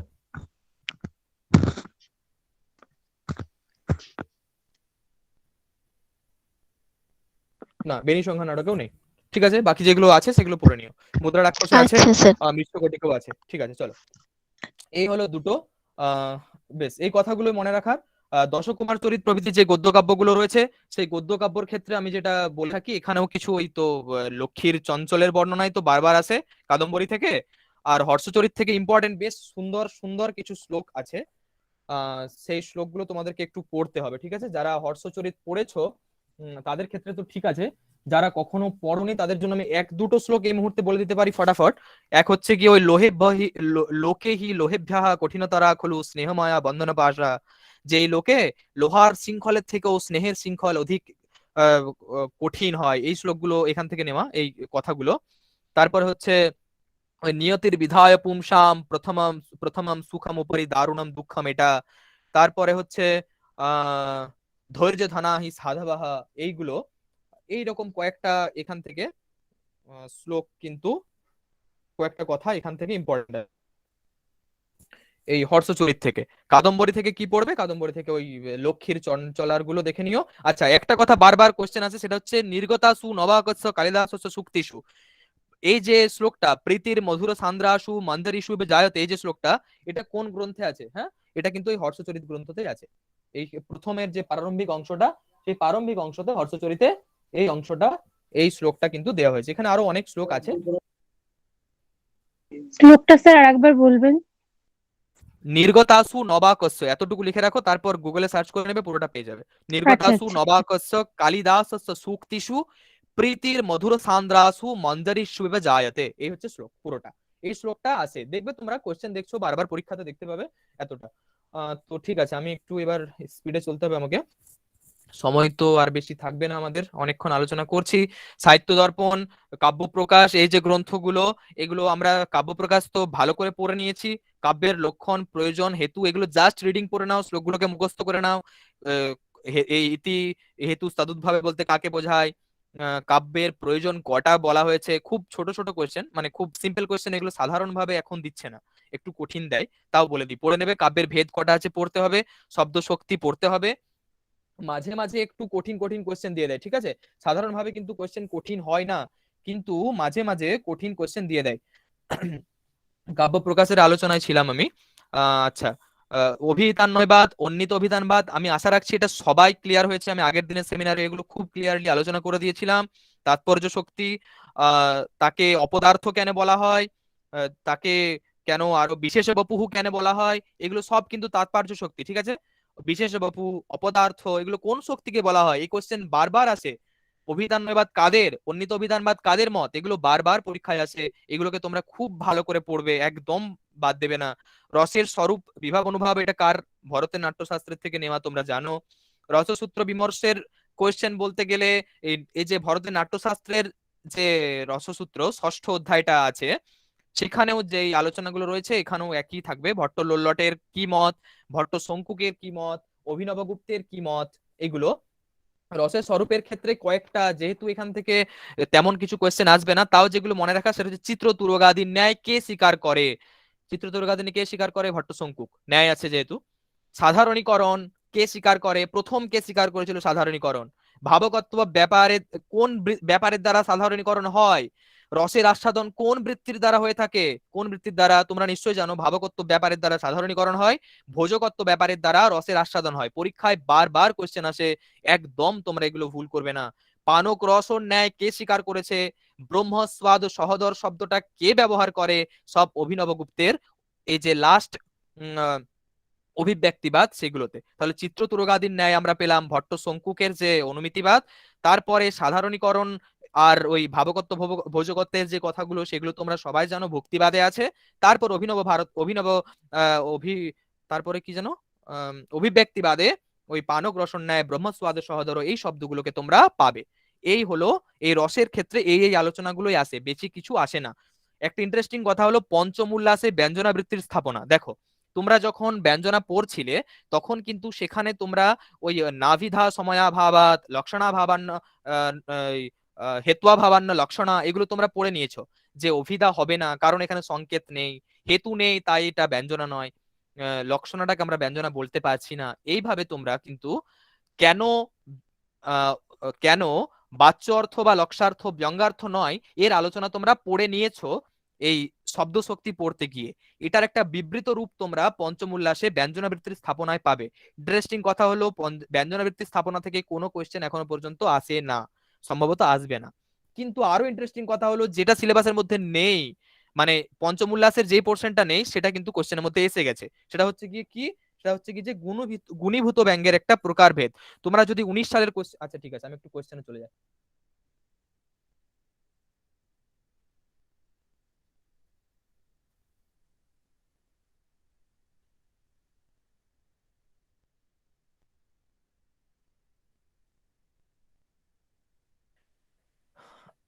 এই যে দেখো, আচ্ছা ঠিক আছে, এখানে কি দেখতে পাবে অনেকটা দূরে রয়েছে নিশ্চিত আমি জানি। কাব্যশাস্ত্রে মহাকাব্য, তারপরে হচ্ছে গদ্য কাব্য, রূপক, তারপরে অলংকার শাস্ত্র। 2019 সালের কোশ্চেনে দেখছি, দাঁড়াও লেখা আছে কিনা।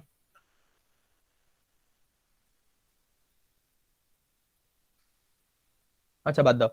একটা শ্লোক এসেছিল বাণীর কুঞ্জোড্ডিন শকুনি কোলাহলম বলে। সেটা কোশ্চেনে দিয়েছে যে এটা গুণীভূত ব্যঙ্গকাব্যের কোন প্রকার ভেদের মধ্যে যায়, কোন প্রকার গুণীভূত ব্যঙ্গকাব্য। ঠিক আছে, এটা হচ্ছে অসুন্দর গুণীভূত ব্যঙ্গকাব্য। অ্যাকচুয়ালি গুণীভূত ব্যঙ্গকাব্যের 8 প্রকার প্রকারভেদ আছে। এত গভীর ভাবে আমরা কাব্য প্রকাশটা পড়তে যদি যাই তাহলে ব্যঞ্জনার 51টা আছে, সাহিত্য দর্পণে তোমরা দেখেছো। এরও এত, তাদের আবার এত ভিতর ভিতর ভেদ, তো সুতরাং পড়তে গেলে প্রচুর কঠিন বলে মনে হবে। তো ওই জন্য আমরা কিছুটা উপরে উপরে পড়েছিলাম। তো এই হঠাৎ করে একটা কোশ্চেন 2019 সালে চলে এসছে, এটা এগুলোকে স্কিপ করতে পারো। মানে এরকম একটা কোশ্চেন চলে এসছে মানে পুরোটাই তোমাদেরকে পড়ে নিতে হবে এরকম ভাবনা রাখা চলবে না। এক দুটো কোশ্চেন এরকম ওরা দেবেই যেটা তোমরা পারবে না বুঝতে। তো সুতরাং এটা বাদ দিয়ে বাকি সব কোশ্চেন তোমরা পারবে দেখবে। তো এইরকম এক দুটো কোশ্চেন গভীর থেকে আসবে, বাট এটা অ্যাকচুয়ালি সিলেবাসের মধ্যে যে কাব্যের প্রভেদ দিয়েছে সেখানে যে গুণীভূত ব্যঙ্গ কাব্য তারও ভেদ, তার ভেদ থেকে একটা দিয়ে দিয়েছে একটা ওইরকম বিষয়। তো হয়ে গেল এটা। অলংকার গুলোর ক্ষেত্রে কি পড়বে, একদম চুপচাপ প্রত্যেকটা অলংকারের লক্ষণ মুখস্থ করে ফেলবে। বারবার বিশেষোক্তির বিভাবনা আছে, তোমাদের ক্ষেত্রেও আসতেই পারে এমন কিছু কথা নয়, আবার আসবে হয়তো। বিরোধাভাস সংকর সংসৃষ্টি যাই আসুক না কেন, এই মাত্র 19টা অলংকার আছে এখানে লেখা।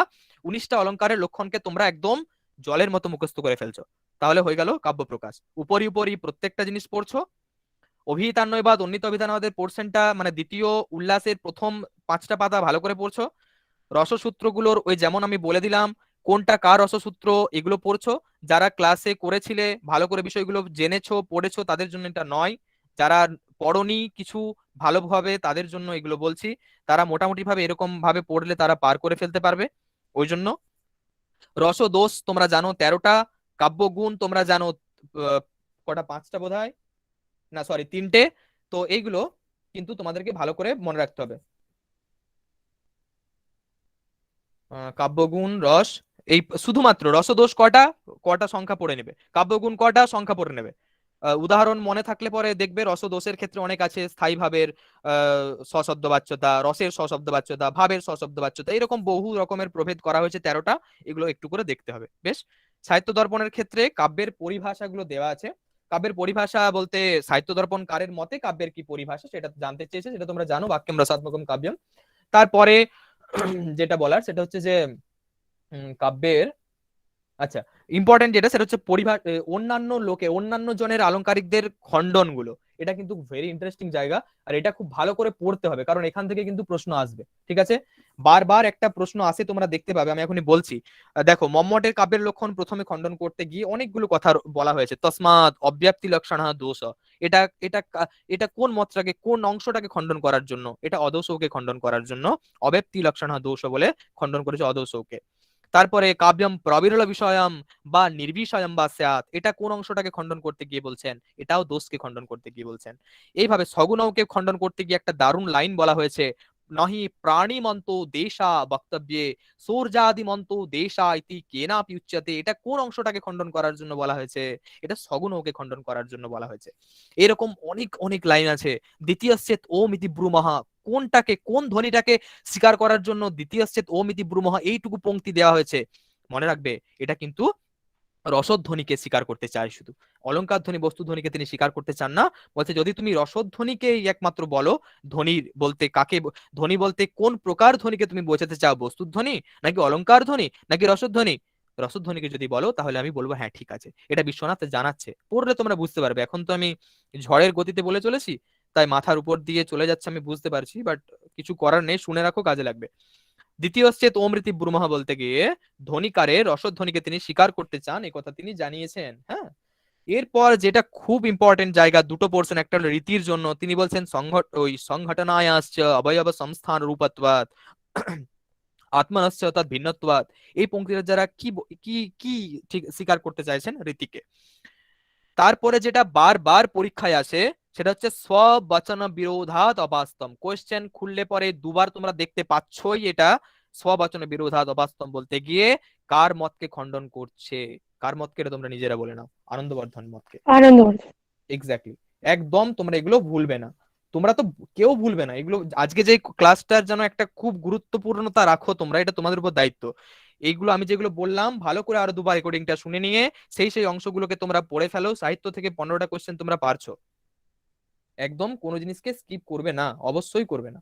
তাহলে এই হলো মূল কথা। কাব্যের ভেদ আছে, গুণীভূত ব্যঙ্গ কাব্য ধ্বনি কাব্য ভেদে সাহিত্য দর্পণকার দুটো কাব্যকে স্বীকার করে, কাব্য প্রকাশকার কটাকে স্বীকার করে, 3টেকে, জগন্নাথ কটাকে, 4টেকে, কিন্তু সাহিত্য দর্পণকার 2টোকে, মনে রাখবে। হ্যাঁ, তার ছাড়া শ্রব্য কাব্যের প্রকারভেদ আছে, গদ্য পদ্য মিশ্র ইত্যাদি ইত্যাদি ইত্যাদি। এরপরে যে অংশটা বলার সেটা হচ্ছে গিয়ে যে ধন্যালোক থেকে ধ্বনির ওই ক্রমটা, বস্তুধ্বনি, রসধ্বনি, বস্তুধ্বনি, অলঙ্কার ধ্বনি, রসধ্বনি, যে 3টে খণ্ডন, যে 3জনার মত আছে প্রথমে, ওই অভাববাদ, ভাক্তবাদ, অনির্বাচনীবাদ, এইসবগুলো ধ্বনিকে যারা খণ্ডন করতে চায় তাদের মতগুলো পড়তে হবে। তারপরে যেটা ভেরি ইম্পর্টেন্ট জায়গা, বারবার তোমাদেরকে মনে করে দিতে চাইছি আমি, সেটা হচ্ছে গিয়ে যে ওই অংশটা যে একটা করে শ্লোক দেওয়া আছে এবং এখানে ওই বাচ্চার্থটা যেখানে বিধি আর ব্যঙ্গার্থটা মানে ধন্যার্থটা চলে আসছে নিষেধ, বিধি রূপে নিষেধ নাকি এটা নিষেধ রূপে বিধি নাকি বিধি রূপে অনুভয় নাকি নিষেধ রূপে অনুভয়, কি প্রকারের আছে, কয়েকটা শ্লোক আছে ওই ভ্রমধার্মিক বিশ্রব্ধ শ্বশ্রুরত্র নিমজ্জতি, এই কয়েকটা শ্লোককে তোমরা একদম মুখস্থ করে ফেলবে আর এটা একটু বুঝে বুঝে পড়বে যে এটা বিধি রূপে নিষেধ নাকি নিষেধ রূপে বিধি ইত্যাদি। বক্রোক্ত জীবিতম এর এটা ধন্যালোক হয়ে গেল। বক্রোক্ত জীবিতম থেকে আমি বলবো যে ওই এখানে সহভাব বলতে কি বোঝানো হয়েছে, শব্দার্থে সহভাবত্ব বলতে কি বোঝানো হয়েছে, শব্দ কাকে বলে, অর্থ কাকে বলে, এগুলো খুব সুন্দরভাবে এই আমাদের বক্রোক্ত জীবিতকার আলোচনা করেছেন যে কাকে শব্দ বলে, সাহিত্যিক শব্দ কাকে বলে, কাকেই বা আমাদের অর্থ কাকে বলে, শব্দ কাকে বলে, এই পোর্শন গুলো এই বক্রোক্তি জীবিতকার আলোচনা করেছেন। তারপরে বক্রোক্তি কাকে বলে, বক্রোক্তির ভেদ কটা রয়েছে, মার্গ তিনি কটা স্বীকার করেছেন এবং গুণ তিনি কটা স্বীকার করেছেন। একটা সেকেন্ড সময় চাইছি। হ্যাঁ, আচ্ছা, যেগুলো আমি কটা কটা করে পার করে দিলাম সেগুলো একটু তোমাদেরকে বলে দিই। বক্রতার ভেদ তোমরা জানো, বর্ণবিন্যাস, পদ, পূর্বার্ধ, বক্রতা ইত্যাদি 6টা কোয়েশ্চেন এসছে বারবার, তোমাদেরও আসবে। বক্রতার কটা ভেদ? 6টা। যাদের এখনো পড়া হয়নি তারা পড়ে ফেলবে। বক্রতার 6টা ভেদ। মার্গ কটা? মার্গ মানে রীতির মতনই, সেটা হচ্ছে 4টে, সুকুমার, বিচিত্র, মধ্যম এবং উভয়াত্মক, এই 4 প্রকারের মার্গ রীতি পরীক্ষায় আসবে, ঠিক আছে, মনে রাখবে। তারপরে তিনি আরেকটা স্বীকার করেছেন সেটা হচ্ছে গুণ। গুণ তার মতে 4টে, কি কি? মাধুর্য, প্রসাদ, লাবণ্য এবং আভিজাত্য, ঠিক আছে। মাধুর্য, সুকুমার মার্গের আলোচনা করতে গিয়ে তিনি বলেছেন, মনে রাখো এটা কোশ্চেন এসেছিল কিন্তু, হ্যাঁ, সুকুমার মার্গের আলোচনা করতে গিয়ে তিনি বলেছেন যে মাধুর্য, প্রসাদ, লাবণ্য এবং আভিজাত্য, যে 4টে গুণের কথা বললাম, এই 4টে গুণের সমাবেশ থাকবে এই যে সুকুমার মার্গের কথা, যেটা আমি আলোচনা, প্রথম প্রকার মার্গ, উৎকৃষ্ট মানের মার্গ, কালিদাস প্রভৃতিরা যে মার্গে লেখেন সেই মার্গে এই 4 প্রকার গুণের আলোচনা থাকবে। কোন মার্গে থাকবে? সুকুমার মার্গে।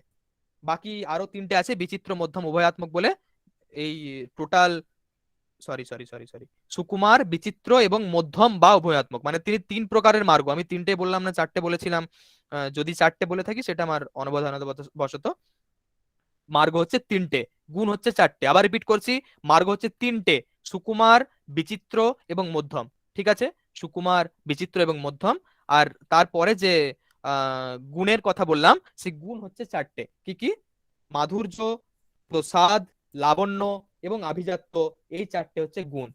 ঠিক আছে, তাহলে গুণ হলো, আর মার্গ হলো, বক্রোক্তি কটা আছে সেটা হলো। এবার ইচ্ছা হলে তোমরা গ্রন্থটা পড়ে ফেলবে একটু একটু করে। তাহলে এ হয়ে গেল নাট্যশাস্ত্রের প্রথমটা বাদ আছে, নাট্যের উৎপত্তি এসব পড়ার দরকার নেই।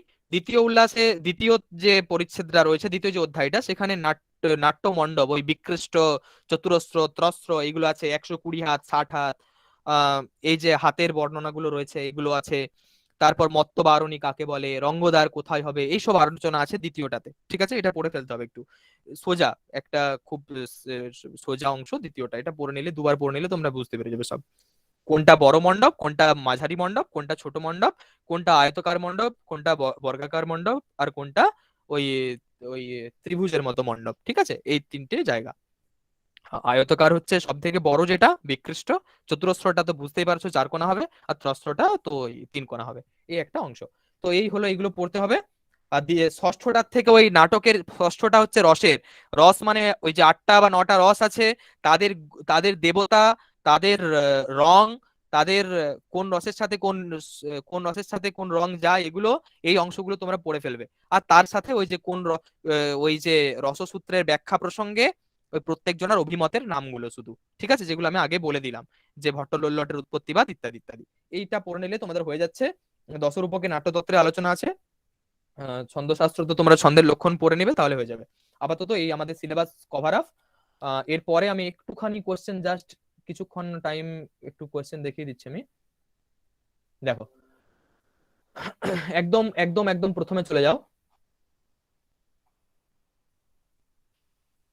হ্যাঁ, দেখো, যে যে কথাগুলো আমি এখনো পর্যন্ত তোমাদেরকে বলেইছি, সেগুলো, সেই কোশ্চেন গুলো কিন্তু তোমরা এখানে দেখতে পাবে। ঠিক আছে, প্রথমে দেখো রয়েছে অন দি সাবলাইম, কার লেখা গ্রন্থ? তোমরা নিশ্চয়ই জানো সবাই, অরস্তু, প্লেটো। হ্যাঁ বলো। লনজাইনাস। এক্স্যাক্টলি, অরস্তু, প্লেটো, ক্রোচেনা, লনজাইনাস। প্রথমে এসছে জুন 2019 সালে এসছে। ঠিক আছে, এই কোশ্চেনটা হচ্ছে অরস্তু, ক্রোচে, লনজাইনাস নাকি, উত্তর হবে লনজাইনাস। তারপরে দেখো, অরস্তু বিরচিতম পুস্তকম অস্তি, অরস্তুর লেখা গ্রন্থ, অরস্তুর লেখা গ্রন্থ, কি লেখা গ্রন্থ? এটা কত সালে পোয়েট্রিক্স। এসেছিল? জুন 2019 এসছে।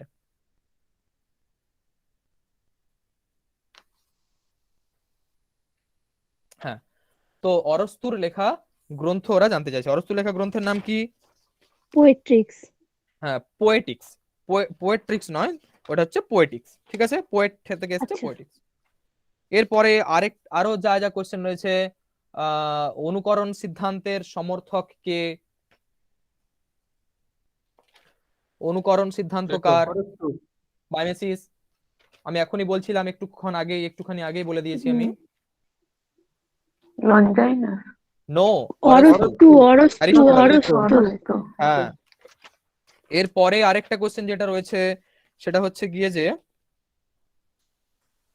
ওই যে পাশ্চাত্য বিচারকস্য অরস্তু মহাদস্য কাব্যশাস্ত্রীয় গ্রন্থ। দেখো, ওই কাব্যশাস্ত্রে অরস্তুরই বারবার এসছে।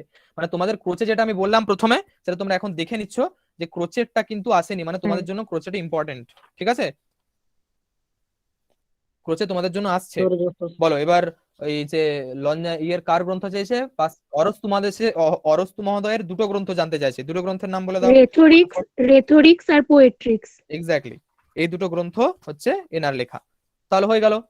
এরপর পাশ্চাত্য কাব্যতত্ত্ব সম্পর্কে আমি যা আলোচনা করে দিয়েছি, তা থেকে সব প্রশ্ন আসবে, তোমরা সব নিশ্চিন্তে পেরে যাচ্ছ, এ নিয়ে আর কোনো সন্দেহ নেই।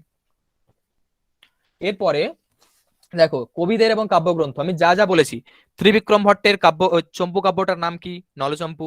কার কথাকে নালিকেল ফলসম্মিত বলা হয়? এই যে বললাম, প্রসিদ্ধ যা যা লাইন আছে সেগুলোকে মনে রাখতে হবে। ভারবী। সারিপুত্র প্রকরণ কার লেখা? আরে কথা শুনতে হবে একটু কোন রকম করে, কারণ এই, অশ্ব ঘোষ। হ্যাঁ অশ্ব ঘোষ। শোনো আমি বলছি, কোশ্চেনটা একটু ফলো রাখো, আমার কথাটা ক্লিয়ার এই মুহূর্তে না শোনা গেলেও হবে, কিন্তু কোশ্চেনটা তোমাদেরকে দেখতে হবে। ঠিক আছে, তারপরে হচ্ছে এই যে অধস্তন যুগমানাম সমীচীনাম তালিকাম চিনুতা, এই যে হর্ষচরিতের সাথে কার যাবে, মুদ্রা রাক্ষসের সাথে কার যাবে, এটা তোমরা ভেরি সিম্পল, বলার দরকার নেই। এই দেখো, শ্রীহিরা সুশুভে জিতেন্দ্রিয় চয়ম মামল্ল দেবী চয়ম, কার পিতামাতার কথা এখানে বলা হচ্ছে? শ্রীহির এবং মামল্ল দেবী।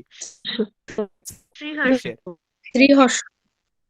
দেখো জটা জটা আমি পড়ানোর সময়তে বলেছি, প্রত্যেকটা প্রশ্নতে এসেছে, শুধু এসেছে নয়, এগুলো আগেও এসেছে, তোমাদেরও আসবে, শুধুমাত্র কবিদের নামগুলো চেঞ্জ হবে। মহাভারত, দেখো একটা ভেরি ইম্পর্টেন্ট জায়গা আমি কোনো রকম ভাবে স্কিপ করে গেছিলাম, সেটা হচ্ছে মহাভারত আর রামায়ণের লেখা গ্রন্থগুলো একদম ঝড়ের মতো মুখস্থ করে নেবে। রামায়ণের উপর আশ্রিত কোন কোন লেখা, মহাভারতের উপর আশ্রিত কোন কোন লেখা, মহাভারতেরও আবার কোন পর্ব থেকে লেখা হয়েছে, যেমন আদি পর্ব থেকে শকুন্তলা, সভা পর্ব থেকে বেনিসংহার, এইগুলো তোমরা কিন্তু কোন পর্ব থেকে নেওয়া হয়েছে, কোন অংশটুকুলো, সেগুলো কিন্তু তোমাদেরকে মনে রাখতে হবে, এটা একদম স্কিপ করবে না। মহাভারত থেকে এবং রামায়ণের থেকে রামায়ণ থেকে নিয়ে মানে বিষয়বস্তু গ্রহণ করে কোন কোন লেখা হয়েছে। বেনিসংহার সভা পর্ব থেকে আমি বলে দিলাম, মহাভারতের আদি পর্ব থেকে অভিজ্ঞান ও শকুন্তলম নেওয়া হয়েছে, মহাভারতের বন পর্ব থেকেই আবার নৈষধ চরিত নেওয়া হয়েছে, শিশুপাল বধ নেওয়া হয়েছে মহাভারতের সভা পর্ব থেকে। আমি অনেকগুলো বলে দিলাম, পরে রেকর্ডে শুনে নেবে। এই 4-5টা নাম আমি বলে দিলাম তোমাদেরকে মহাভারত থেকে, তাহলে 4টে পেলাম, আর 4টেরই আলাদা আলাদা স্বর্গ থেকে সরি পর্ব থেকে নেওয়া হয়েছে। রিপিট করছি আরেকবার, কিরাতার্জুনিয়ম নেওয়া হয়েছে বন পর্ব থেকে, শিশুপাল বধ নেওয়া হয়েছে সভা পর্ব থেকে, সভা পর্ব থেকেই বেনিসংহারও নেওয়া হয়েছে, আর আদি পর্ব থেকে তোমরা জানো অভিজ্ঞান ও শকুন্তলম নেওয়া হয়েছে। এটা একবার এটা মনে রাখতে হবে। আর আর কোন মহাকাব্যগুলো কোন কোন মহাকাব্যগুলো এই এদের মানে রামায়ণ এবং মহাভারতের আশ্রিত, এটা কিন্তু তোমাদেরকে সবাইকে ঝড়ের মতো মুখস্থ করে নিতে হবে, একদম ভুললে চলবে না। প্রত্যেকবার দুটো করে প্রশ্ন আসে, হয় রামায়ণ থেকে না হয় মহাভারত থেকে, একদম তোমরা ভুলছো না, একদম প্রমিস, একদম ভুলবে না, সব মুখস্থ করে ফেলবে। হয়ে গেল। এরপরে দেখো কালক্রম, সময়কাল হিসাবে বলেছিলাম, জাস্ট জাস্ট সিলেবাসটা হাতে ধরো আর দেখে ফটাফট মিলিয়ে নিতে পারবে তোমরা যে এখানে কোন কার কার কে আগে, ক্ষেমেন্দ্র আগে, অভিনবগুপ্ত আগে, নাকি ভরত না রুদ্রক আগে। তোমরা 3-2 আমি পাশে লিখে রেখেছি, প্রথমেই ভরত, সবাই জানো একদম খ্রিস্টপূর্বের তিনি, তারপরে হচ্ছে অভিনবগুপ্ত, তারপরে ক্ষেমেন্দ্র, এবং তারপরে রুদ্রক। এই হচ্ছে এটা অলঙ্কার শাস্ত্রের রুদ্রক। ক্রমটা। হ্যাঁ, রুদ্রক লাস্ট। তো এটা হচ্ছে ক্রম। তারপরে যে গ্রন্থের ক্রম দিয়েছে একটা, বুদ্ধচরিত, নৈষধচরিত, স্বপ্ন বাসবদত্তম নাকি মুদ্রা রাক্ষস, জাস্ট নামকরণ গুলো দেখে নাও, তোমাদের সিলেবাসে যেই ক্রম লেখা আছে সেই ক্রমে এখানেও দেয়া আছে, এটাই উত্তর। ভবভূতির রচনাদ্বয় কি আছে, এসব কবিদের রচনা যেটা বলেছিলাম তোমাদেরকে, এইসব এই রচনা এরকম ভাবে রয়েছে। আবার সময়কাল দেওয়া আছে। মোট কথা সময়কাল গ্রন্থের নাম পড়লে পরে এই অংশটা তোমরা পারছো, জাস্ট কোশ্চেনটা দেখে যাও শুধু।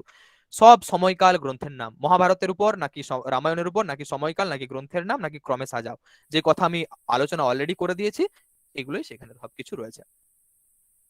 দেখো মহাকাব্যের ক্ষেত্রে যেটা আমি বললাম সেটা হচ্ছে এই যে ইম্পর্টেন্ট পোর্শন যেগুলো রয়েছে, দেখো এই যে কোয়া সূর্য প্রভাব বংশঃ কচ অল্প বিষয়া মতিহি, আমি বারবার বলে দিয়েছি তোমাদেরকে, রঘুবংশমের প্রথম 30টা শ্লোক না যটা বললাম তটা শ্লোক কোনো মতেই মিস করবে না, এই থেকেই বারবার প্রশ্ন আসবে।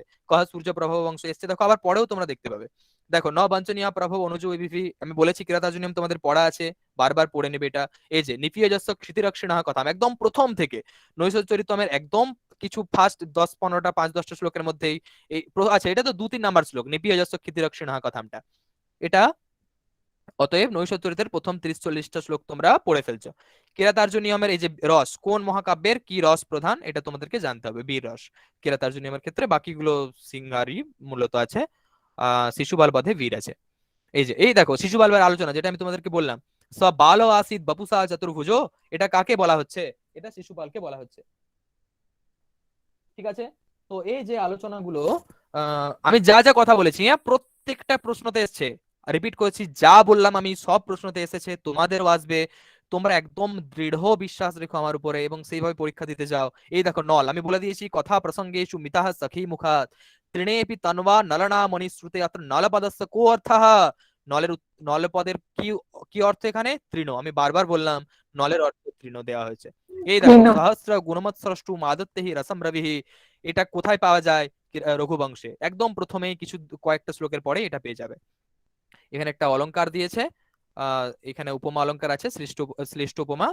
বেশ, আরেকটা কথা সেটা হচ্ছে স্বর্গ সংখ্যা, প্রত্যেকটা মহাকাব্যে স্বর্গ সংখ্যাগুলো তোমাদের ঠোঁটের ডগায় থাকা চাই, কোন মহাকাব্যে কোন কটা স্বর্গ আছে, 20টা আছে, 22টা আছে শিশুপাল বধে নৈষধচরিতে, এইভাবে এইভাবে কোথাও 28টা আছে, তো এগুলো তোমরা মুখস্থ করে ফেলবে। হ্যাঁ, কোনটা এই যে স্বর্গ সংখ্যা এসেছে শিশুপাল বধে, বিংশতি স্বর্গ, 20টা আছে।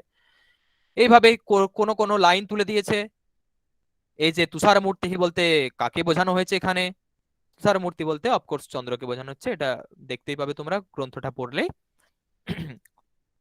এই দেখো আরেকটা ইম্পর্টেন্ট জায়গা, আমি জাস্ট শোনো দুটো কথা আমি লাস্টে বলে ক্লাসটা আমি একটু সমাপ্ত করতে চাইবো। এক হচ্ছে কি যে এখন একটা টেক্সট তুলে দিচ্ছে, হ্যাঁ একটা টেক্সট তুলে দিচ্ছে এবং বলছে যে এই শব্দটা কোন অর্থকে ইন্ডিকেট করে। নতুন দুটো টাইপ কোশ্চেন, একটা হচ্ছে টেক্সট তুলে দিচ্ছে তার থেকে প্রশ্ন দিচ্ছে। প্রশ্নটা হচ্ছে এইরকম যে এই টেক্সটে এই যে শব্দটা দেওয়া হয়েছে এই শব্দটার অর্থ কি। এটা এটা কিছুটা তোমাদের জ্ঞানের উপর নির্ভরশীল, তোমরা এতদিন ধরে সংস্কৃত কি পড়েছো, শুধুমাত্র প্রশ্ন উত্তর নাকি কিছু টেক্সটের জ্ঞান আছে, এটা জানার জন্যই এই এই অংশটা। তো সুতরাং এটা তোমরা একটু পড়ে নেবে।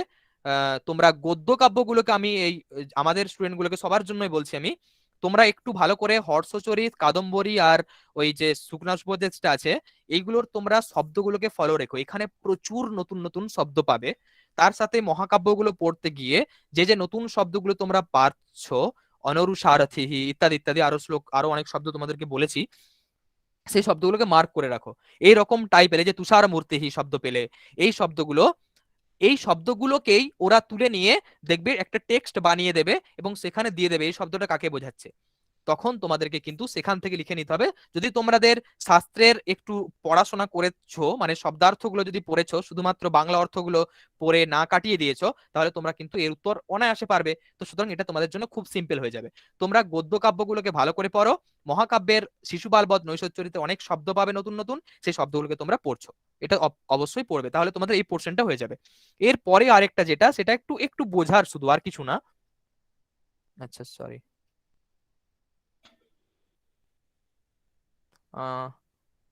আচ্ছা দেখতে পাচ্ছ না আমি যেটা শেয়ার করছি? হ্যাঁ দেখতে পাচ্ছি। তাহলে ঠিক আছে। এই যে এই দেখো, স কিম সখা সাধু ন শাস্তি যো নৃপম ইতি পংক্তি ভারবেহে কিরাতার্জুনিয়াদ, এই কিরাতার্জুনী মহাকাব্য থেকে উদ্ধৃত হয়েছে, এটা এখানে লেখা রয়েছে স কিম সখা সাধু ন শাস্তি যো নৃপম। তারপরে দিয়েছে এটা একটা অ্যাজাম্পশন, এটা একটা অভিকথন, এটা একটা কথন, সিম্পল কথা, হ্যাঁ।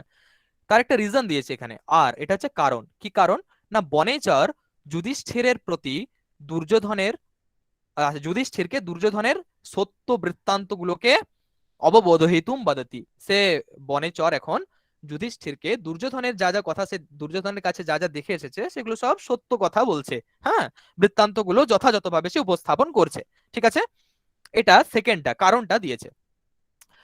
বলছে যে এখানে উচিত উচিত কারণটা লেখো, যে এগুলোর এই দুটো যে বাক্য দিল এগুলো উচিত কোনটা, মানে এইখানের মধ্যে কোনটা এর সাথে যাচ্ছে, মানে এদের যে অর্থগুলো তোমরা বুঝলে সেই অর্থ বুঝে এখানে কোনটা এদের মধ্যে ঠিক বলে মনে হয়। দেখো, কথানাম মিত্রস্য সাধুশীলতাম প্রমাণী করতি, প্রথমটা এটা, এটা স কিম সখা সাধু ন শাস্তি য নিপম, সে কুৎসিত সখা যে নৃপকে সত্য মানে সাধু যথাযথ উপদেশ দেয় না। তাহলে বুঝতে পারছো যে মিত্রের সাধুশীলতাকে প্রমাণ প্রমাণ করছে, এটা প্রথম বচনটা এটাই ঠিক হয়ে গেল। বনেচরঃ যুধিষ্ঠিরম প্রতি দুর্যোধনস্য, বনেচর যুধিষ্ঠিরকে দুর্যোধনের সত্য বৃত্তান্তগুলোকে বলছে। কেন বলছে না, বনেচর স্বামীকে বঞ্চনা করতে চায় না। কথানম বনেচরস্য স্বামিনঃ বঞ্চতাম নিষেধয়তি, সে যে স্বামীকে বঞ্চনা করতে চাইছে না এটা এখানে প্রতিপাদিত হচ্ছে। একদম একদম প্রথম উত্তরটা এখানে ঠিক হয়ে গেল। বাকি উত্তরগুলো কেন ঠিক নয় একটু দেখে নাও, তাহলে তোমরা বুঝতে পেরে যাবে। দেখো, কথানে নৃপস্য স্বরূপম বর্ণিতম অস্তি, মোটেই এখানে স কিম সখা, এখানে নৃপের কোনো স্বরূপ বর্ণনা নেই। তারপরে দিচ্ছে কথানে দুর্যোধনম প্রতি বনেচরস্য সহৃদয়তা জ্ঞায়তে, দুর্যোধনম প্রতি বনেচরের সহৃদয়তা মোটেই জ্ঞায়িত হচ্ছে না এখানে, এখানে বরং যুধিষ্ঠিরের প্রতি হচ্ছে, তাহলে এটা ডুয়েটটা নয়। এইভাবে বাকি দুটো অপশনও এখানে নয়। তো এইভাবে যে কোশ্চেন গুলো পাবে ভেরি সিম্পল থাকে, এগুলো একটু শুধু দেখে অর্থটা বুঝে নিয়ে এগুলোকে টিক লাগিয়ে দিতে হয়। বেশ, স্বর্গ ইত্যাদি গদ্য কাব্য নিয়ে যে বললাম, লোহেব ভৈবী কঠিনতার এই শ্লোকটাও তোমাদেরকে শুনিয়ে দিয়েছি, এটাই প্রশ্ন এসেছিল, লিখবে। অমৃত সহোদরাদপি কটু বিপাকা, এটা লক্ষ্মীর বর্ণনা দেওয়া হয়েছে, এটাও এসছে। মুদ্রা রাক্ষসের ক্ষেত্রে এই দেখো নামকরণ গুলো এসছে, তৃতীয় অঙ্কের কি নাম, কৃতক কলহা বলে, অভিজ্ঞান শকুন্তলমে কোথায় গেছিল ইত্যাদি ইত্যাদি বলে এইসব শ্লোক দেওয়া হয়েছে। আমি প্রত্যেকটা কোশ্চেন তুলে দিয়েছি। অলঙ্কার শাস্ত্রতে আমি যা যা আলোচনা করেছি সেই আলোচনাগুলো এখানে থাকবে, কোশ্চেনও তাই এসেছে আগে বলেই আমি তার উপর ভিত্তি করে আলোচনাটা আজকে রেখেছি। আপাতত আমি আজকে আর বিশেষ কিছু বলতে চাইছি না, অনেকক্ষণ কথা অনেক কিছু বলেছি। তোমাদের যদি খুব ইম্পর্টেন্ট কিছু জায়গা জিজ্ঞেস কিছু থাকে তাহলে করো, আর না হলে যারা কোনো ক্ষেত্রে কিছু স্কিপ করেছো তারা অবশ্যই রেকর্ডটা আরেকবার শুনে নেবে, তাহলে সবকিছু তোমরা ক্লিয়ারলি বুঝতে পেরে যাবে, কোনো অসুবিধা হবে না। নৈশ চরিত্রের প্রথম স্বর্গের হ্যাঁ, নামটা একটা কি কথা একটু বলে দেবেন? নৈষধ চরিতের প্রথম স্বর্গ,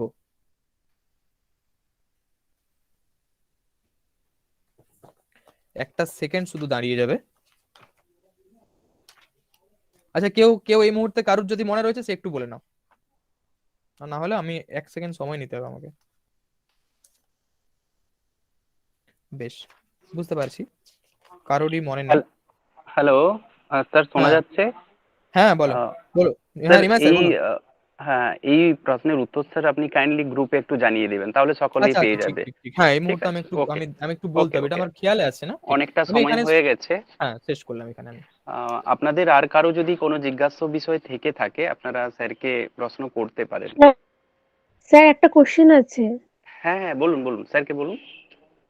হ্যাঁ স্যার, বলছিলাম যে আমাদের যে রিডিং কম্প্রিহেনশন আসছে, যেটা 10টা কোশ্চেন আসছে, তো ওটার জন্য আমরা কি শুধু গদ্য কাব্যগুলোই পড়বো না মহাকাব্যগুলোও পড়বো?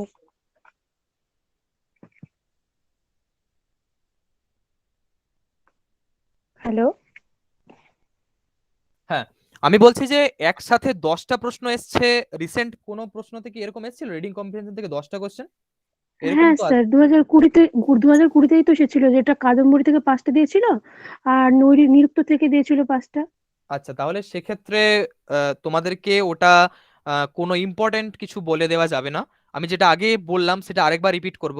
তোমরা কতটা টেক্সট পড়ছো, শব্দ এবং অর্থের জ্ঞান তোমাদের কতটা রয়েছে, এইগুলো জানার জন্য এই টেক্সটগুলো তুলে দিয়ে তার থেকে অর্থ নির্ধারণ করতে বলা, বা কোশ্চেন দিয়ে যে তুলে দেয় সেগুলো। তো সুতরাং তার জন্য তোমরা পুরো ওভারঅল সিলেবাসটাকে কভার করে যাও। আমি যেটা বললাম গদ্যকাব্য পদ্যকাব্য যেগুলো তোমাদের কাব্যে রয়েছে তার শব্দগুলোর দিকে ধ্যান দাও, তাহলে তোমরা ওই অংশগুলো ইজিলি করতে পারবে। এতটাই। ঠিক আছে স্যার। Hello sir. হুম হুম, পুলক বলো। স্যার বেনি সংহারের যে উৎসটা বলেন সভাপর্ব, হ্যাঁ, স্যার কোথাও কোথাও দেখছি শল্য পর্ব আবার উদ্যোগ পর্ব না এইরকম ওইসব লেখা কিছু আছে। দেখার দরকার নেই, ওই বেনি বেনি সংহার সভা পর্বতেই আছে, ওখানেই ওখানেই আচ্ছা স্যার। ওই যত কিছু ভীমের ওখানে যা আলোচনা রয়েছে, বেনি সংহার করে দেবো ইত্যাদি ইত্যাদি সবকিছু ওগুলো সভা পর্বেরই আলোচনা। আচ্ছা আচ্ছা আচ্ছা আচ্ছা, ঠিক আছে।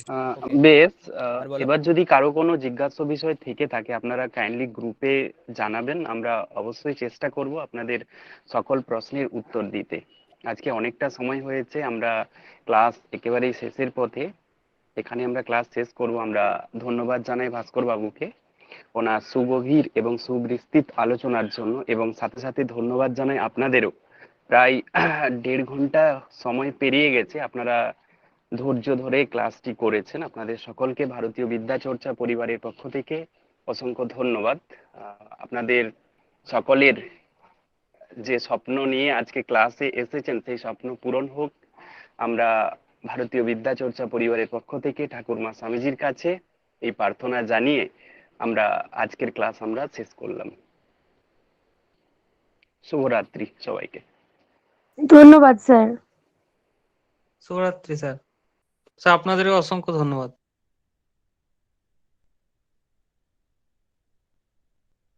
Thank you sir.